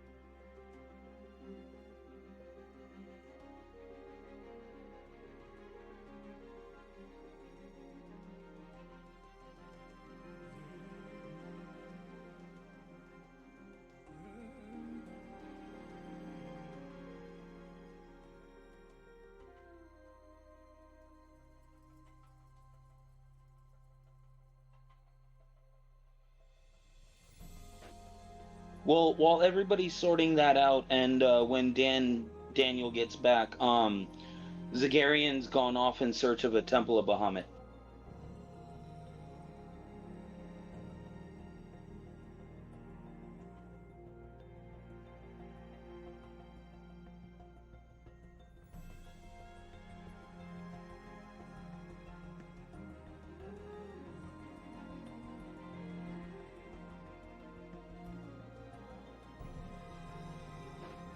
Just took his gold reward and walked off.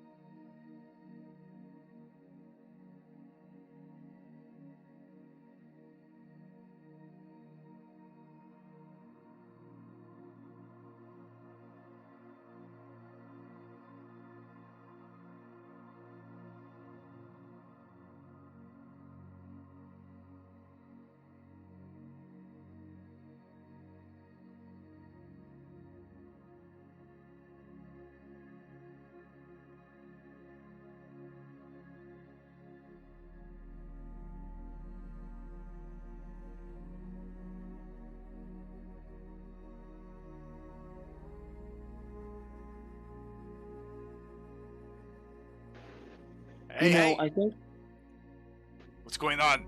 You trying to I was interrupt about- me? well, no, I was Excuse about me, to I'm say, I trying to think- talk here. I was trying to talk too. No, I was just gonna say, I'm pretty sure that's the longest silence we've ever had in one of our D&D games.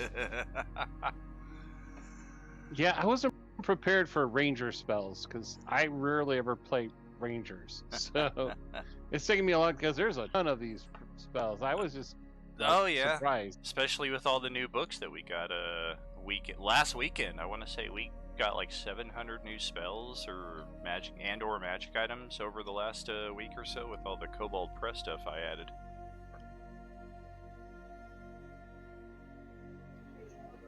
I have a question. I typed it in the Roll20 chat, but I guess I could just ask it.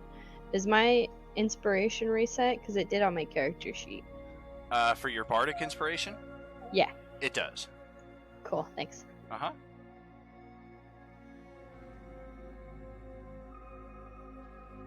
Oh, I just thought of something and realized I'm surprised Grelix didn't ask yet. But does this visit to the mayor's office and whatnot count as a long rest? It does not. We do need to take a solid 8 hours of rest for it to qualify. We definitely can get a short rest during that, though, if anybody has any hit dice or character abilities they wish to reset in that respect. Well, Zagarian's headed for the nearest Temple of Bahamut anyways, so it's not like he's resting. Alrighty.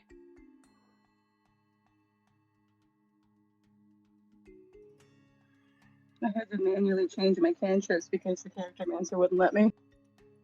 Oh, for sure. Yeah, spells can be a little wonky with Character Mancer.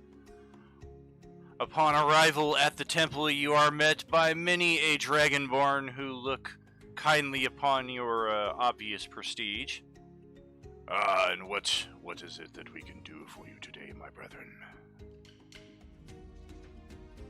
Zagarian just says in his low, gravelly voice, pilgrimage.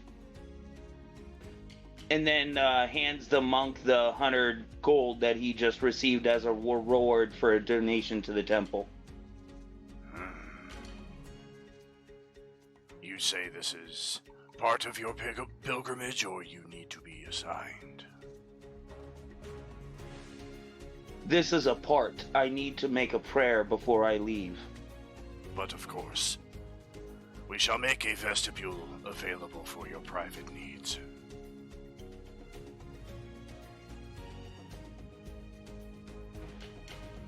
Yeah, he just goes, lights some incense, does a prayer, and then he's good to go. Knock Champa!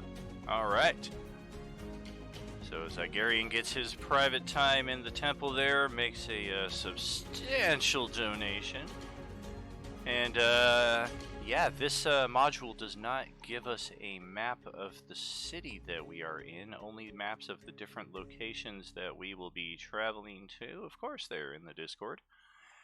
And, yeah, it is a simple matter of once we are complete with the level 1 to level 2 upgrade, we can advance to the next section of the adventure. Simple as turning the page, and I will get us rolling on that whenever y'all are ready.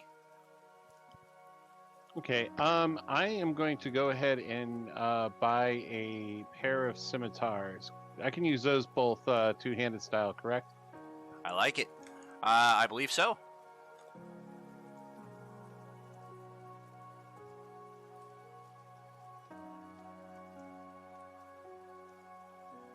I mean, it worked for another ranger I know, so.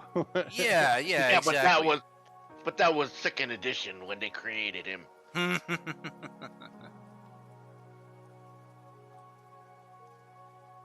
How much Well, would a that's- custom leather armor run me? A standard leather armor, you say? +1 if I can. Oh, +1.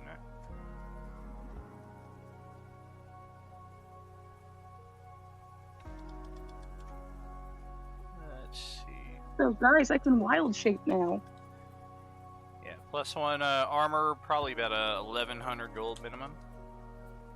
Dang. maybe a bit out of our price range just right now, but we'll get there.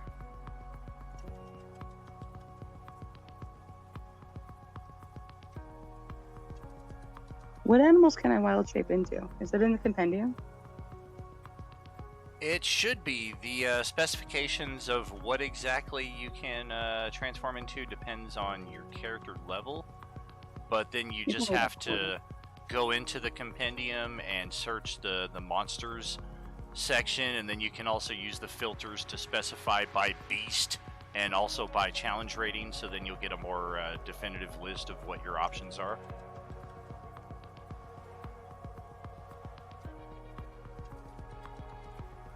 Set up to a quarter, so a couple. Oh yeah, most of your beasts are going to be 1 CR and below, so even at a quarter, that's going to open up a pretty good array of options, and then that, of course, is what set up all of the discontent about Doric transforming into an owlbear, because it's like, whoa, what level is she?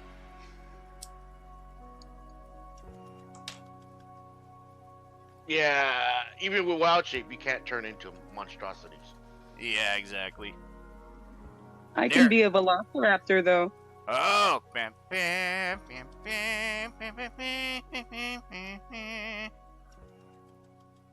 I can open all the doors now. Clever girl. Yeah, but why open a door when you can just smash through it? Because I'm a velociraptor. Duh. Oh, and those velociraptors can't smash through doors? Come on now. Don't make me turn into a dolphin and fin slap you, alright?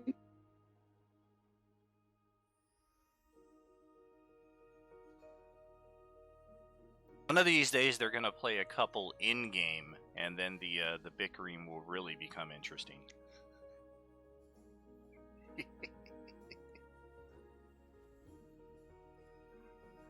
So, do we want to return to the Sanctum and see if there's anybody there among the returning staff who might want to take this this plague goop off your hands? Yeah, let's do that. Sounds like a plan. And sure enough, upon arriving back at the Archivist Sanctum, there are, actually, I think at this point, let's turn off. How many people are gawking at the safe embedded in the floor? Oh man, that's the talk of the town here. What in the world happened to Master I was Gorill's really hoping nobody would bring that back up. So I turned off the split lighting there, the cross section in the middle of the map, so you can now traverse freely from level 1 to level 2 to level 3. The top left, where none of us have been, that's just the roof level. If you want to get a look at what the place looks like with no rooms included, bird's eye view as it were. Otherwise, bottom right is level 1, bottom left level 2, upper right level 3. And anytime you need to make your way from level to level, you don't have to rely on me to copy paste your token anymore, because we may still have some adventures here on this map to come.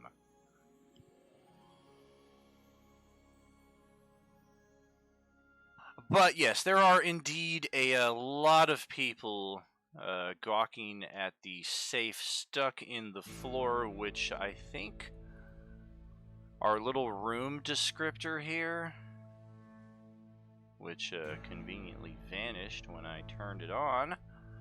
So that does us no good. It's actually located right here on level 1. If you're on level 2 looking down at it, it's right here next to Gwen where she's standing. Some of you here on the bottom left map are on level 1, some on level 2, depending on whether you're up here or down here. So yes, arriving. Zygarian's fault. That's fantastic. All of a sudden, we've got safe Crusaders coming after us in the Monday night game to add to the Colonel Star kerfuffle. That'll be the official title of the adventure: the Colonel Star kerfuffle. And yes, Kerfuffle is a good word. Oh, for sure. Some of the librarians and staff are eyeing your characters a bit suspiciously upon your approach. Not many of you, if any of you, are wearing the types of clothes that they are here, scholarly garments and whatnot, and none of them are carrying weapons, so many of you stand out in that respect. But the middle-aged... you think middle-aged. It's kind of hard to tell with an elf, but she does appear to be a bit of an older elf. Is seated behind the main desk here, and she greets your group as you approach. Are you the ones that we have to thank for ridding the plague? Yes. I'm sorry about the window. Do you know what happened? Yeah, Zagarian just steps forward and asks for the head librarian guy. I forgot his name. Oh, Master Durrell is on sabbatical, unfortunately. I'm sure the person that caused it will be glad to reimburse you for any damages. Yeah, And I see that Zagarian there's just a note pulls right out. over there. Yeah, Zagarian just pulls out a frickin' pouch full of gold and asks for whoever's in charge. I suppose at the moment that would be me. What is it that I can do? Are you here to make a confession? It looks like. Indeed, what is the cost of the damages? I can't do Zagarian's voice. It hurts my throat. Sounds like you need some tea out of game as well. Oh dear, well, it is the skylight that has suffered the most damage, and as you know, glass can be quite pricey. I have yet to receive any official estimates, as we are all just returning to the site. I should say perhaps 500 gold should cover the damages, though. Alright, I'm gonna count out 750 and give it to her. Alrighty. Hey, no worries there, Shaylin. Absolutely. Thank you so much for joining us. Always a pleasure. In our efforts to rid the library of the infestation, I collected some of the dead creatures. Perhaps someone could study it in an effort to cure those who may still be infected. Oh, this is quite insightful of you. I would be happy to take this off your possession. I'm, of course, a bit of a scholar myself and know just the right people here at the library who would be able to assist in this task. I hand her the 2 bottles of dead bug goop, which is how I labeled it in my character sheet. Is it possible that your collective is still seeking work? I am in need of a group with perhaps your unique collection of skills. Well, I mean, a job is a job. It would require reactivating the magical circle on the 3rd floor, however. If you are not averse to another jaunt into the ethereal.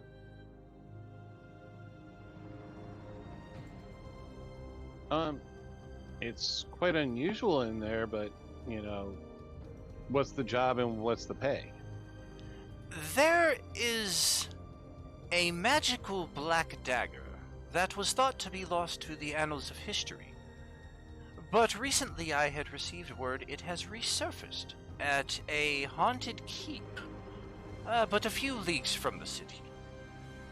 However, before we were able to put together an expedition to retrieve it, we have since received word that an ice mephit, a creature of evil para-elemental nature, grabbed this dagger from its hiding place and took it back to the ethereal plane. I believe that this mephit believes to take it to a demiplane called the Nether.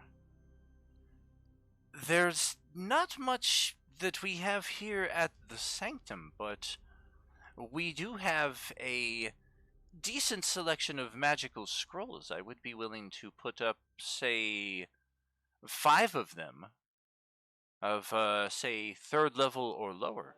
Your choice, of course, in exchange for traveling to the ethereal, the deep ethereal it would be, and retrieving this dagger.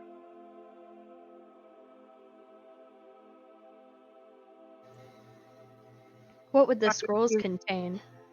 Are they strictly wizard or more natural spells? Our collection is quite varied. That would be your choice. Sounds like a fair trade. I'm not much of a spellcaster, so spell scrolls would not, entice me too much. They do have monetary value if it is something you wished to simply liquidate after gaining possession of. Now you're talking my language. Do you have any notes on the behavior of this thing you wish us to hunt down? Or notes on the dagger itself? Fortunately, I do not. More of my knowledge would be centered around how you will best operate in the deep ethereal. Oh, go ahead. Is there someone else we can talk to that might have more expertise? There is someone who should be returning back to the Sanctum today. I will contact him and see if he has any knowledge on this creature that you will be encountering. Also on the dagger. The dagger as well, yes, of course. What I do know about the deep ethereal is that you will essentially be floating through a free space, and your legs or wings or whatever mode of propulsion you are used to traveling with will have no bearing whatsoever. It is simply a matter of you envisioning the location or even the person you wish to get to, and you will begin simply making your way in that direction. It is a bit random, though, as far as how quickly you will be able to do so. I do believe we have, somewhere between 1 to 4 days before this mephit is able to reach the Nether. If you hurry and are lucky, you should be able to catch him en route. Let me check our researches for today. Yes. And Julie, if you would roll me a 1d20, please.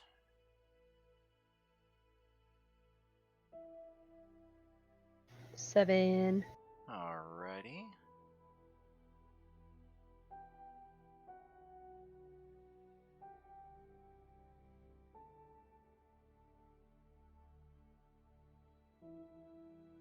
Okay.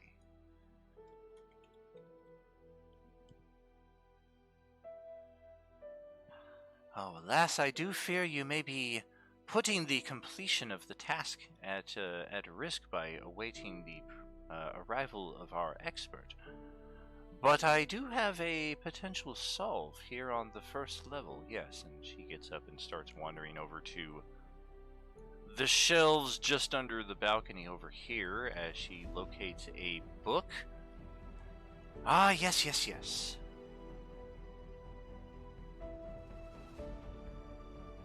And she casts a quick spell from 2nd edition that basically copies the text, non-magical text, onto a blank piece of parchment, and she passes that on to you.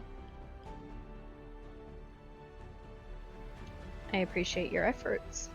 And additionally, we have this. This is a bit more mechanical, but we can translate this narratively in-game as best we need.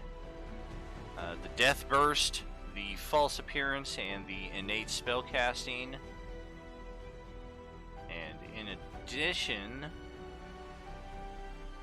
the Ice Method, like many other fiends and devils and demons, they tend to have the possibility to summon others of their kind into the field of battle.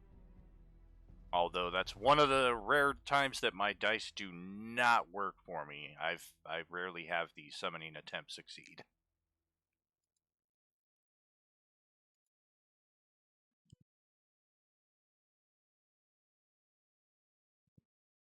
Unfortunately, we do not have any information offhand about the daggers, aside from it was supposedly used in necromantic rituals. And I had come across it some time ago in a previous tome, but I cannot recall offhand exactly which one it was. I have no doubt you will know the dagger when you see it. The Mephit is unlikely to be carrying more than one magical dagger.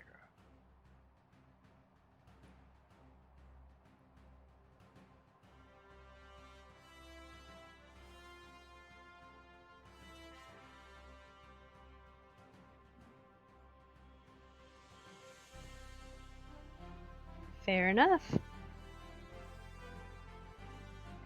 Any preparations any of you want to make before we take a journey to the deep ethereal?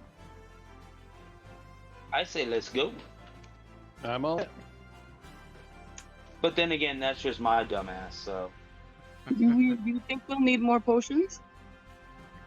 I'd also like to purchase a hand crossbow. Alrighty. Do you have the PHB standard price there at hand by chance? I can find it real quick. Fantastic. Yep, that's what it would run you. And potions of healing will always be a good idea. I recommend them by the crateful. With 105 gold, I don't know if I can afford a crate of anything. Yeah, you might be able to afford a crate of oxygen. Does Maybe. Zagarian want to put the bill for the potions? I'm looking up how much they cost right now. I'm not sure what the PHB says they cost. It may say they cost 100, but here in this town they cost 50. Gold or other currency? 50 gold per potion of healing. Oh, crap. So, somebody give me a number between 1 and 10. 11. 7.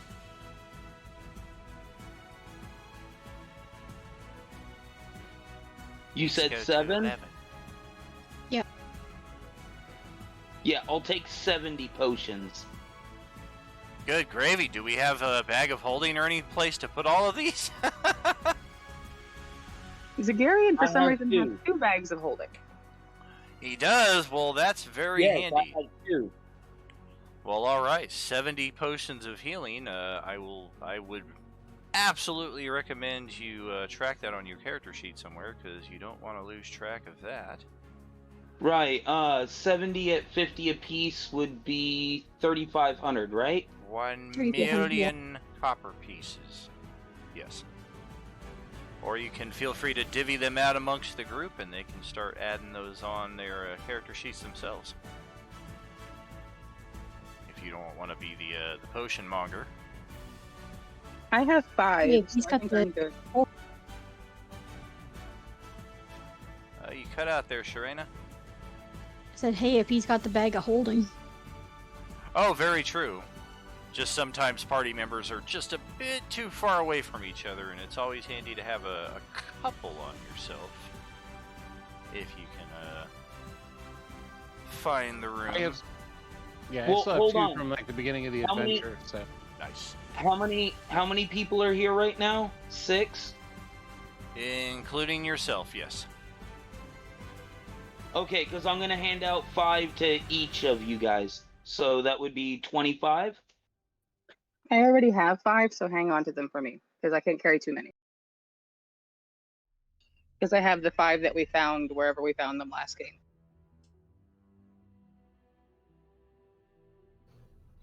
As you hand me 5 potions, I will hand you a potion of possibility as well.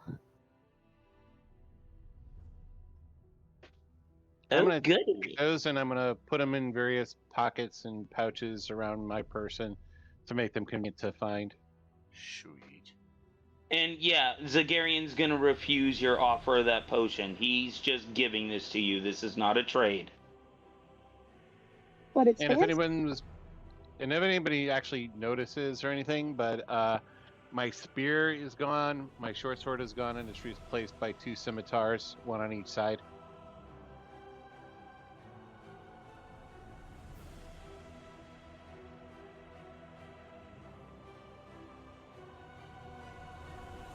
They're all stunned silence with their noticing. Thank you. I appreciate that. I'm gonna change that from a hand crossbow to a light crossbow Gotcha. because I forgot that simple weapons are better. Very cool.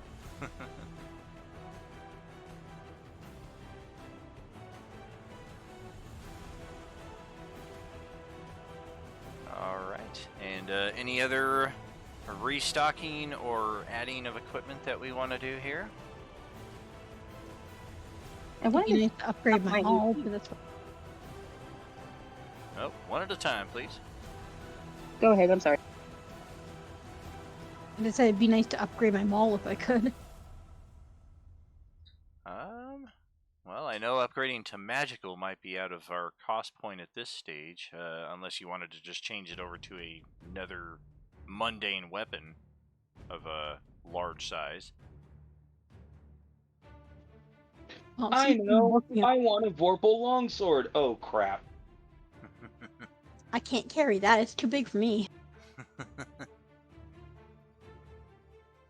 Yeah, like Yeah, a it plus also one costs, weapon like- is probably going to run you at least 1,000 coin at this point. I was gonna say a Vorpal longsword Ethan. would probably run you like 25, 50 grand. Oh, minimum. That's a legendary item, I think. Unless you're the bard that takes on the entire dungeon all by herself and comes out with a major sword. Yes, indeed. When you play the last session of the first round of open tables all by yourself. I'm going to, since I have Boyer Fletcher as one of my tools and such, but I don't think in the ethereal that I'm going to be able to find trees and to make this stuff with.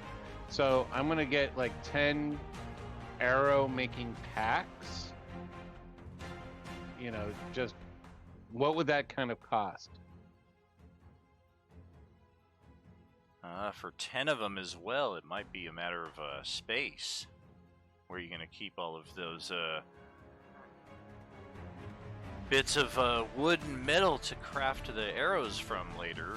Cost-wise, for 10 of them, I can't imagine it being more than like, oh man, like 30 or 40 silver? Okay, because I do have a backpack, but inside the backpack I only have like the tinderbox. I have torches, but I don't really need torches, so I mean, even if I dump the room for torches. Yeah, your bag is going to be pretty packed, but you can probably make that work.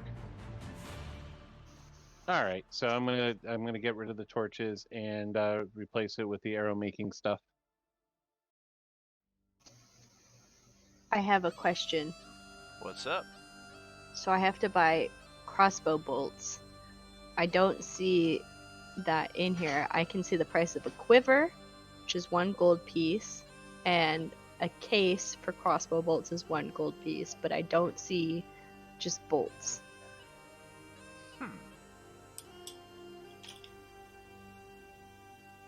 If it's Very one- strange.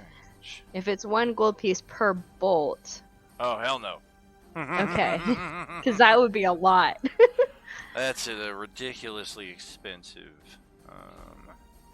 Okay. Yeah, at that price, it's like, here's 500 gold. Go nuts. I can also craft them, so crossbow bolts is 1 gold piece for a set of 20. Gotcha. Okay. Thank you, Don. So I'll grab 20 of those, and then is there a way I could just find like an empty piece of parchment that would be specific for map making? Yeah, absolutely. Okay. And in here it says a mapper scroll is 1 gold piece, so I could just do that, right? Yes, except in this case it would be a silver piece because it's a blank parchment. Okay, so 1 silver, 1.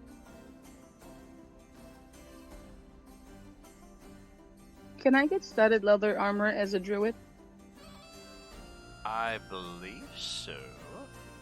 Because of the druid armor rules. Does it still count as non-metal because it has the studs on it? Was my concern. Right, I know in previous editions it was a no-go. Recently I saw a meme about it, which you don't know ever if they're talking shit or if they're talking truth. In Studded 5e, leather they is the best armor available to druids. What in is it? 5e they got rid of the rules for armors on different classes. No, it comes up as one of my druid things that I can't wear metal armor. Yeah, no, druids can not wear metal armor, but the studs in there could be like shells or a granite or hard rock or chitin. Yeah, something that's different than Right. metal studs. Like maybe teeth. I thought you were about to say tea. I was like, dude, Tea leaves. how's Bricks that of going to tea. protect you against anything? Very thick bricks of tea. It'll protect your modesty against I was gonna the... say, yeah. Trust me, you compress tea leaves enough, it'll hurt. Okay, so studded leather armor. How much is that?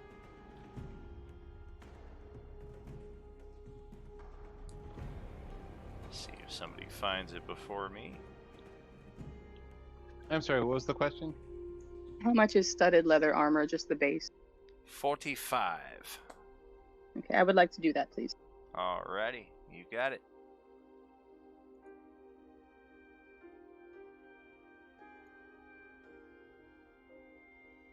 And any other restocking we wish to do here?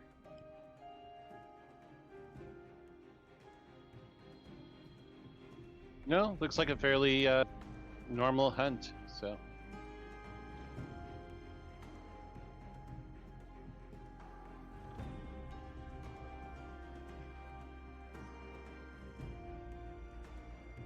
I'm ready to go. Yeah, I'm good to go.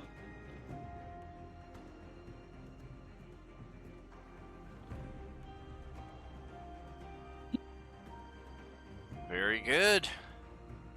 We make our Can way I back. sell my leather armor? What's that? Can I sell the leather armor I just took off? Yeah, you'll get half the value back for that. Okay, I'll look it up. Alrighty. 1, 2, 3, 4, 5, 6, 7, 8. I'm gonna bring Shaylin and Val along for the ride because this is probably where we're gonna end off some point in this contest, this session to next session. So they'll want to be present, I'm sure. But after making your way to the summoning circle and triggering your phrase word to make your way into the deep ethereal, we then focus on... Oh, man. You're not sure where she got this information? The elf must have some pretty deep sources there because... we need to know this goblin's name. This ice mephit's name. To be able to focus and home in on it and make our way across the ethereal. I know. His name is Rumpelstiltskin. Oh, Close, but no cigar. I was Hopefully, gonna get Earl. hopefully this map is not offensive to any of us here. I'm unable to change the settings on this one. There's no grayscale. It's just this is what the deep ethereal looks like for some of these maps going forward, as opposed to the border ethereal. I should be fine. Cool, cool. But yeah, again, our two characters who had to step out, they're here with us just in case they're able to join us next time around, but otherwise count on them just kind of lingering in the back for much of this contest here to come.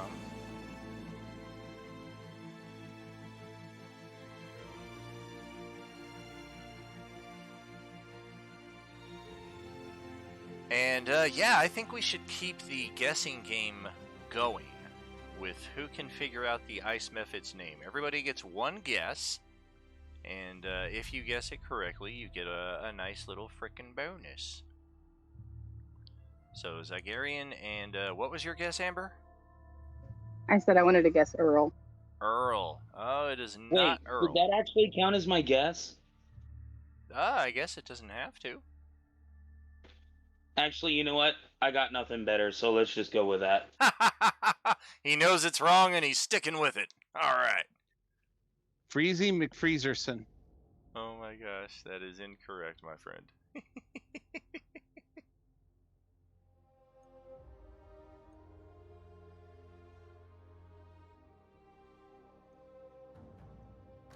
Ben, Sharena, Julie, any Kieran wants to guess.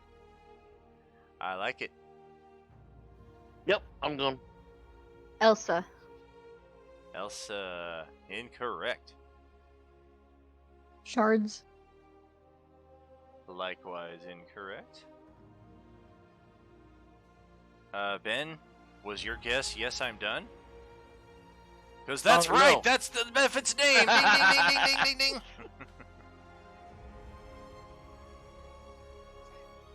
Olaf. Olaf! Haha, I like it. That is not its name, unfortunately. He wanted to be involved. I love it.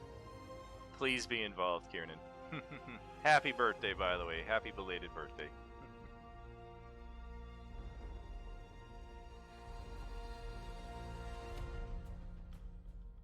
Ben's like scouring the depths of his brain to try to find out.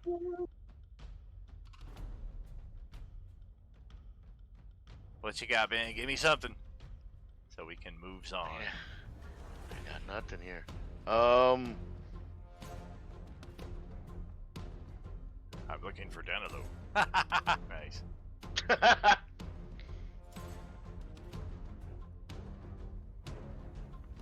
Oh, I summoned my companion in case no one saw it in the Roll20 chat. Nah, I got nothing on this Ice Mephit. Alrighty. Well, its name is Larry. Larry the Ice Mephit. Yes, it's incredibly inventive, as we see. And I think we're gonna want to adjust this, because yeah, otherwise there's no sense to it. Perfect.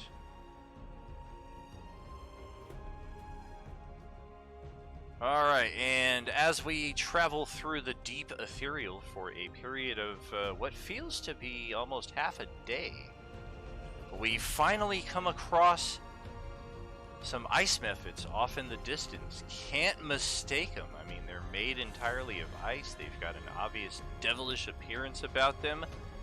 And you're coming up on their 6, so it looks like you might have the drop on them. Strangely enough, you do still need to roll stealth here because the sound is traveling twice as fast. I guess as you're hustling to make your way close to them, it might be like... Yes, does it have the Larry Prestige class? If they do, you know their armor class is like 56. Well, if we're relying on stealth, I'm telling you right now, Zagarian is screwed.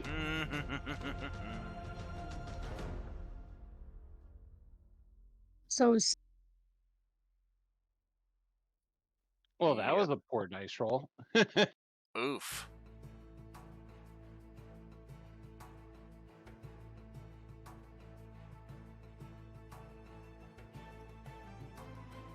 Yeah.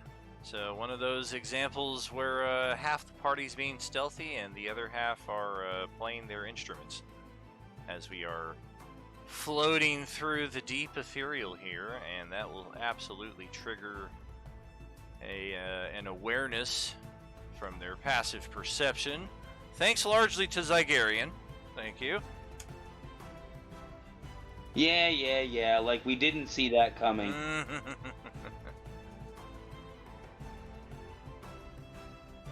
And our initiative sequence is going to look as follows. Oh, I don't like this.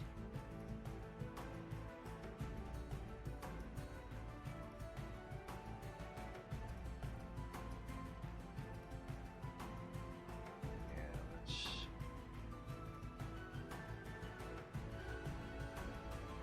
I find that to be more pleasing. There we go. Can I use an inspiration on initiative rolls? Absolutely. Could you do that for me, please? Then? I can roll another one for you. If you're feeling lucky and want to roll it yourself, though, that's always an option when you burn the initiative or burn the inspiration for the initiative. Why is it the same? It's okay. It's 1 point better, but I'm still in the same slot. Whatever. Oh my gosh. But you only rolled one time there, so roll a second time.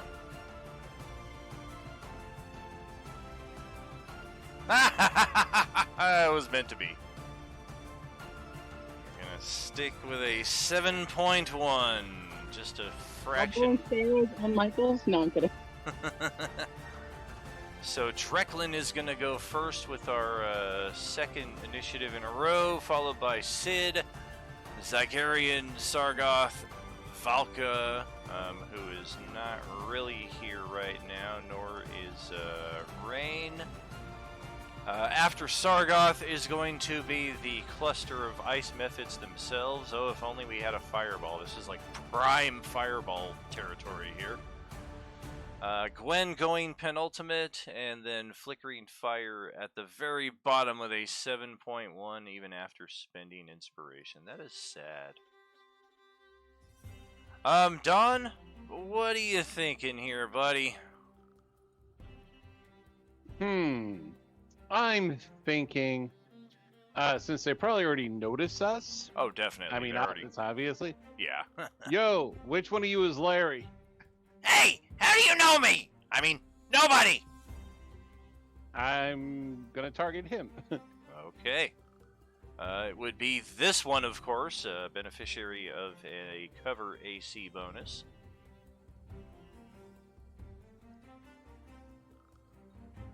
And it is only that cover AC bonus that sends the arrow into this, I don't know if it qualifies as a mate shield, but it's going to take the damage instead. It will only take the 5. I didn't favor foe it, and yeah, I'm not going to favor foe it at the moment. Got it. And that will end my turn. Okay. And for Sid, your movement is still the same. It's just a matter of willing yourself in that direction as opposed to physically walking it. But you're still limited to whatever your character's base speed is. I think that's 40. It's a fast frickin' dwarf. I'll double check. I'm not sure. 25 according to your sheet. Yeah, dwarf fighter's going to be kind of slow. It's not too far away, though, that you can't get yourself right up into the mix with some of these things, though. There you go. Alright, and I'm going to take a swing at them with my maul. Sounds good to me.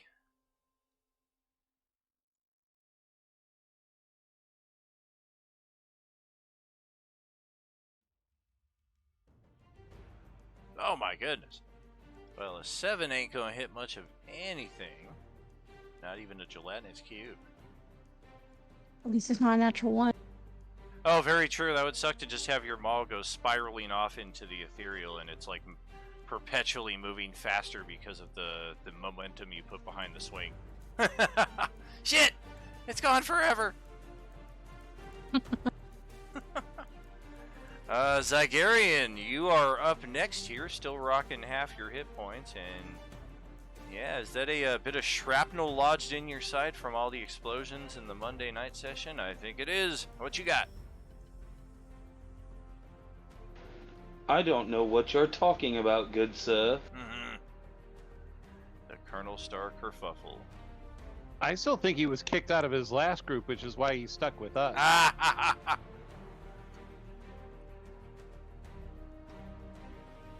Why else would so capable of a powerful paladin be looking for work? Especially with us. It's like the... Alright, listen here, you. You know, I could just stand in the freaking corner and just watch. It's like the 26-year-old still hanging out with the high school kids. which is probably why you kicked out of your last group. You sat in the corner and just watched, probably. Yeah, he's a crazy cat guy. Who saw all the cats and decided to join this group. Very funny. No, I'm gonna move up to there, and then I'm gonna take a swipe at the guy directly above me. Alright.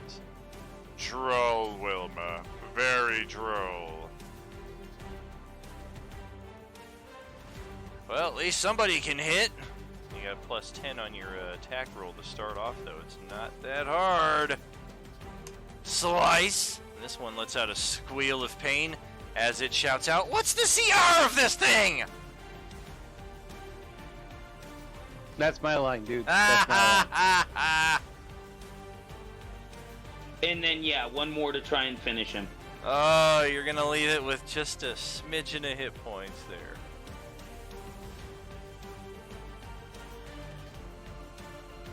Two for two on the strike zone, though.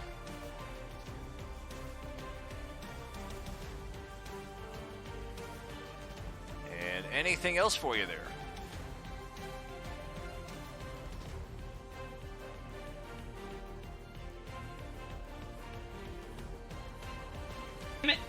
No, sorry, I'm done.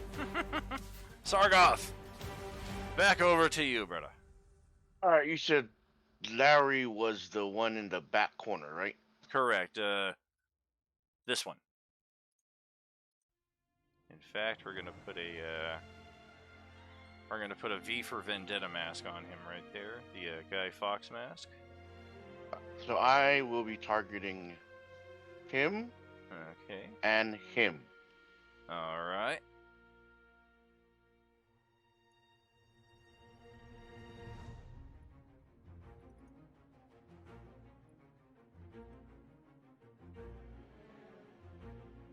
Huh, it did not create an attack block. Ba-da-ba-ba-da-ba.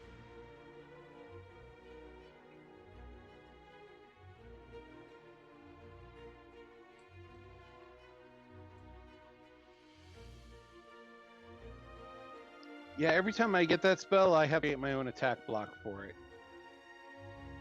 This is affecting both of them? Because of this. Oh, very nice, very nice. Okay, so wisdom saves. Go ahead, roll your damage while I'm getting these things ready. So Larry will take a D8. Gonna roll Larry's save first here as a whopping 12. Oh, he missed it by 1, Larry! And the wounded one is gonna get a 9.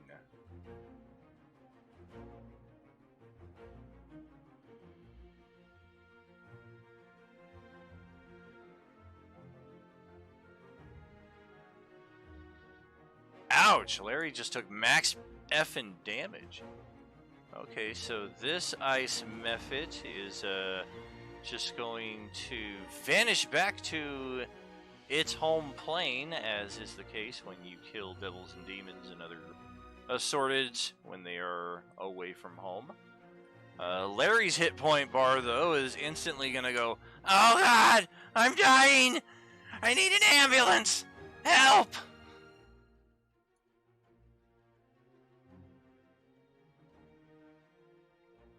Is that it? You done picking on my poor boy here? That's it. That's all I got. Right. Well, they are going to respond here as best they can. Let's see just what they might does. We do know they've got that frost breath, or no, we know they've got that death burst. So the one that we just killed, slashing. I'm not worried. I'm not there. Abilities, yes. Okie dokie. So Zygarian, roll a dexterity save.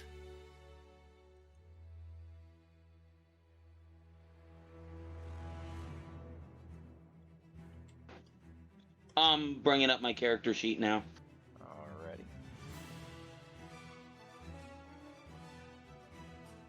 Oh my gosh. And Larry's going to take more damage from his exploding buddy there. You said dexterity, right? Yep. Larry's the only one of the 4 that failed his save, so all the rest of them take 1 point of damage. He takes all 3. Yeah, I liked this one. I rolled all of their hit point pools separately, and I thought it was especially funny that Larry got the lowest hit points of all 7 of them. Michael, you're going to take 3 points of slashing damage from the exploding ice mephit that used to be right there in the space in front of you. And now for the ice mephits, they are going to take the offensive sides of their turn. Sure.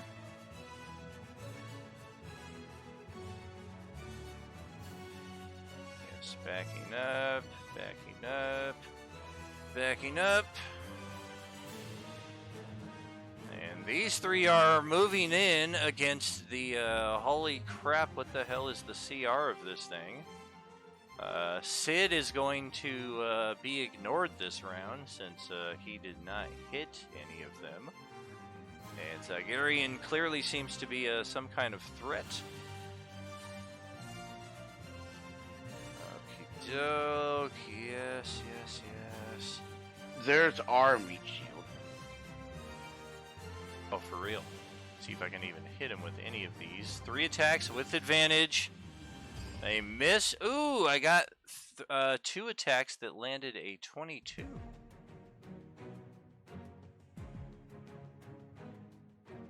So I do believe I hit Zygarian twice here, but it didn't roll damage, so let's redo that. Yeah, I was about to ask, what's the damage? Yeah, looks like 3 slashing plus 4 cold, 3 slashing plus 2 cold.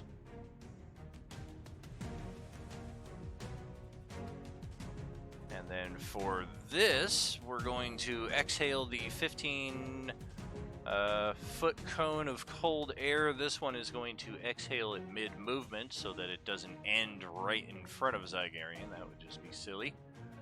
That one is also going to catch Sid in its effect, maybe intentionally. Probably doesn't like dwarves. But Zygarian, you're going to have 2 dexterity, actually 3 dexterity saves here, and Sid, you're going to have 1. Nice. Dope!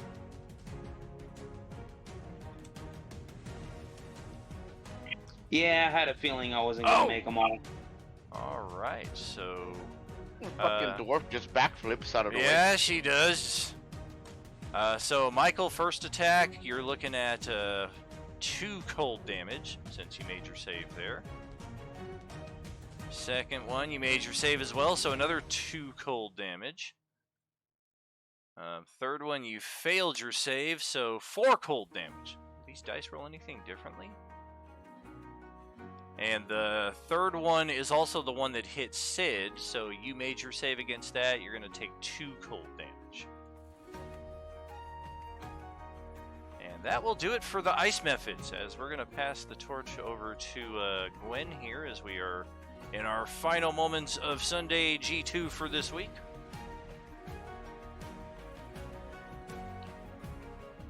Do I know that magic works just fine here? It should work just fine. The what you're aware of is that abjuration magics are going to not work as well, if at all. And illusion magics can sometimes be extra potent, but sometimes perhaps a little bit too much. That might actually turn the creation real and turn it on its creator.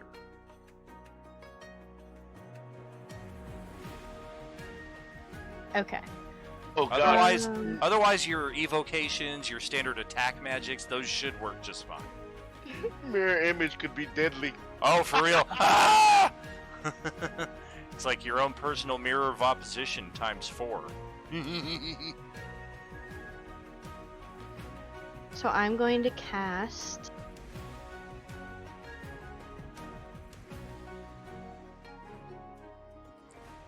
Wow, you've got some cool spells, Julie. Thanks. They're from your spell list. All these bard spells, huh? Right? They're so cool. I'm Yeah. glad I played a bard.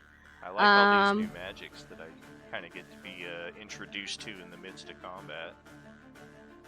Nice, nice. Target is not concentrating. Ignore that. Oh, is it only on things that concentrate? I thought it was just damage. Psychic damage at each of its turns. Yeah, so it still takes damage, even if it's not concentrating, right? Correct. Cool, that's what it's going for. It does have the potential to disrupt concentration in addition to the damage. Yes. Oh my god, that is nasty. So I take out my lyre, and I strum it a little bit, and I go ding ding ding ding ding ding ding ding ding ding ding ding ding ding ding ding ding over and over and over again, but only he can hear it. Thank God. Oh, next time they're gonna get the Macarena.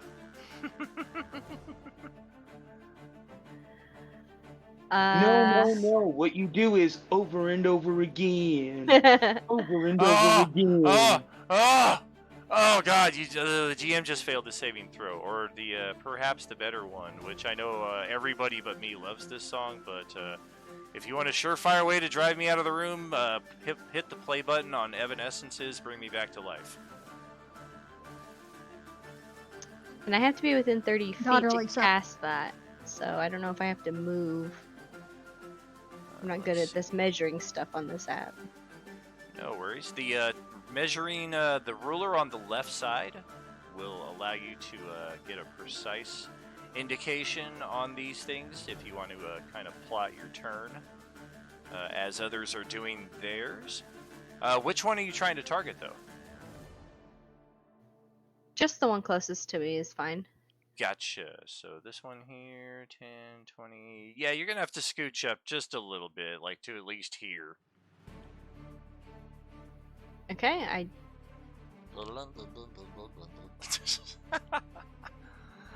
It's wisdom save. Holy crap, it actually made it. Oh no! My spell slot! Right? Damn. So, no song stuck in its head and no damage at the start of its turns, which is when it would trigger, so nothing at all. Okay, and then I will bonus action inspire flickering fire and just say, "You've got the flames." Nice. I will also step back, Okay. and that's my turn. And speaking of which, Amber, what you got to end off our evening?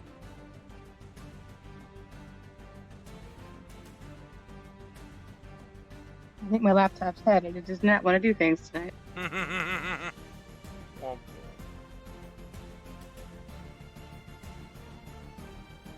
Yeah. Let me switch this to tablet. Hold on one second. Alrighty.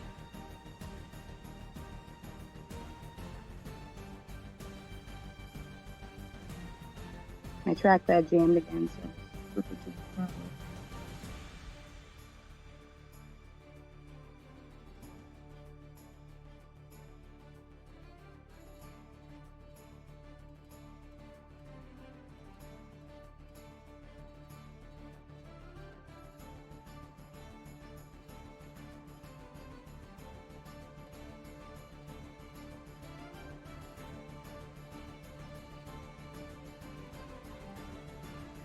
Okay.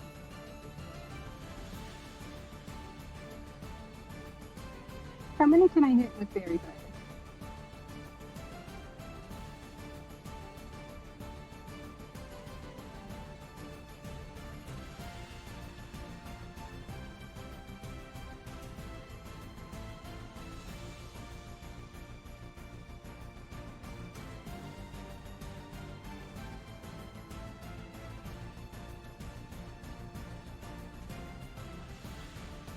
Fairy Fire as many as I can.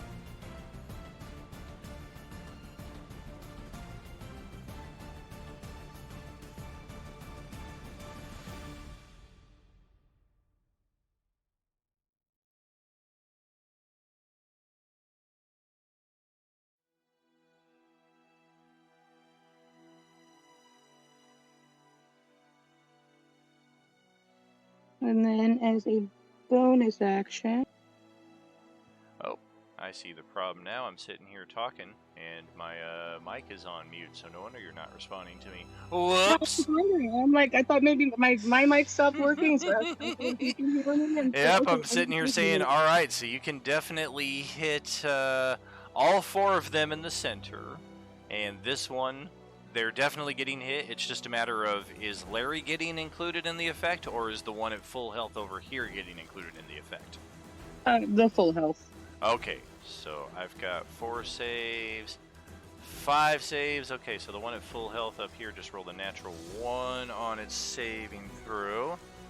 Spell save is 12, so it looks like you and you have major saves. The others, however, I'm going to turn them a lovely shade of purple, indicating their flickering status at this point, since this is going to be what they go into next week, or next session with. Got it. And what the heck is that? Bloody Smite that you just hit on top of that. Bonus action, you hit it with a melee weapon attack, okay. So I would definitely put an icon on your character to remind you of that, although this is going to be one of the last things in the chat, or one of the... actually, no, it's not, because we're going to have Group 1 coming in, so they're going to fill the chat log before you ever come back here. So yeah, make sure to take note of this spell's effect on your character with an icon and possibly a note on the bio section of your character sheet, whatever works for you. Or if you're just going to remember it, that works just as well. Although 2 weeks out, I'm not going to remember much of anything. Let's take this over to the end of the stream bit right here, and this is the part where I turn over the tabletop to y'all for a moment just to get your reflections on this evening's session. Man, I was just getting warmed up. Excellent session. I like the diversity in the combats and such. Plus, it's very rare for us to travel to like the ethereal planes and such. So that's always a fun thing to work with. Yeah, that actually is going to be interesting once we get out of this combat and get to explore. And see, just to interject, Don is speaking from a true experience on that. He's been with Roleplaying Unlimited for 25 years now. And I don't run a lot of adventures in the extraplanar realms. Most of my adventures tend to be pretty grounded, more back down to earth. Like even the open table games that we have where we're playing in Spelljammer on a starship, like that's kind of a bit of a stretch for my campaigns. But now going into the ethereal, we're definitely seeing some new things here at the tabletop.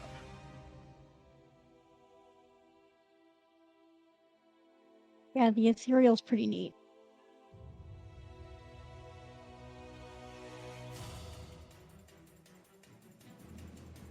I am definitely having fun with it. Our Sunday groups are starting to coalesce and form into their own set groups, which is always the intent here. And then, of course, getting more players, getting more subs, getting more viewers, increasing the Role-Playing Unlimited little village beyond what we already got here. It is always a pleasure to share the tabletop with friends, old and new alike.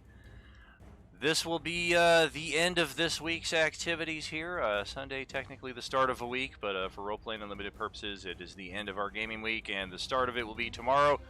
This week is our, I want to say, the B shift. If A shift is Monday, Wednesday, Friday, B shift is Tuesday, Thursday, Friday, and then of course every week gets a double header of Sunday games. Next Sunday will be the G3 and G4, but this week, especially for, you know what, it's pertinent for both games. For the Tuesday game and the Thursday game. I don't want to give away too much here, and I see Tread Lightly is chilling in our Twitch stream here. I don't know if she's actively live and paying attention, but I'm going to need to chat with you regarding your character's current status in the Tuesday game. And then for Thursday, Star Wars What If? We are going to get into some pretty interesting stuff. So, I just encourage you not to miss it. If you're in the game, if you're not in the game, if you're not even a big fan of Star Wars in general, I'm going to say none of that is relevant. And that's not just me hyping myself as a GM here. This is huge. So I'm going to spread the word around the Discord server as well here over this week. And let's just see what kind of experience we have on Thursday night, and then of course actually Friday night too. We're opening new games on the alternating Friday, so we got a new party of players starting up a brand new Enemy adventure on this Friday as well. So B shift is Tuesday, Thursday, Friday, and Sunday. I think that's what I said already. So yeah, I'm clearly sleep deprived today, and perhaps a little bit too much Pacololo. Hope you all have a great rest of your weekend here, friends. Always a pleasure to share the tabletop with you. Tragically, HP signing out, but not before. Remember, I come from downtown, born and ready for you. Armed with skill and its frustration, and grace too. See you, friends. Take it easy, guys. See you guys. Bye. Night.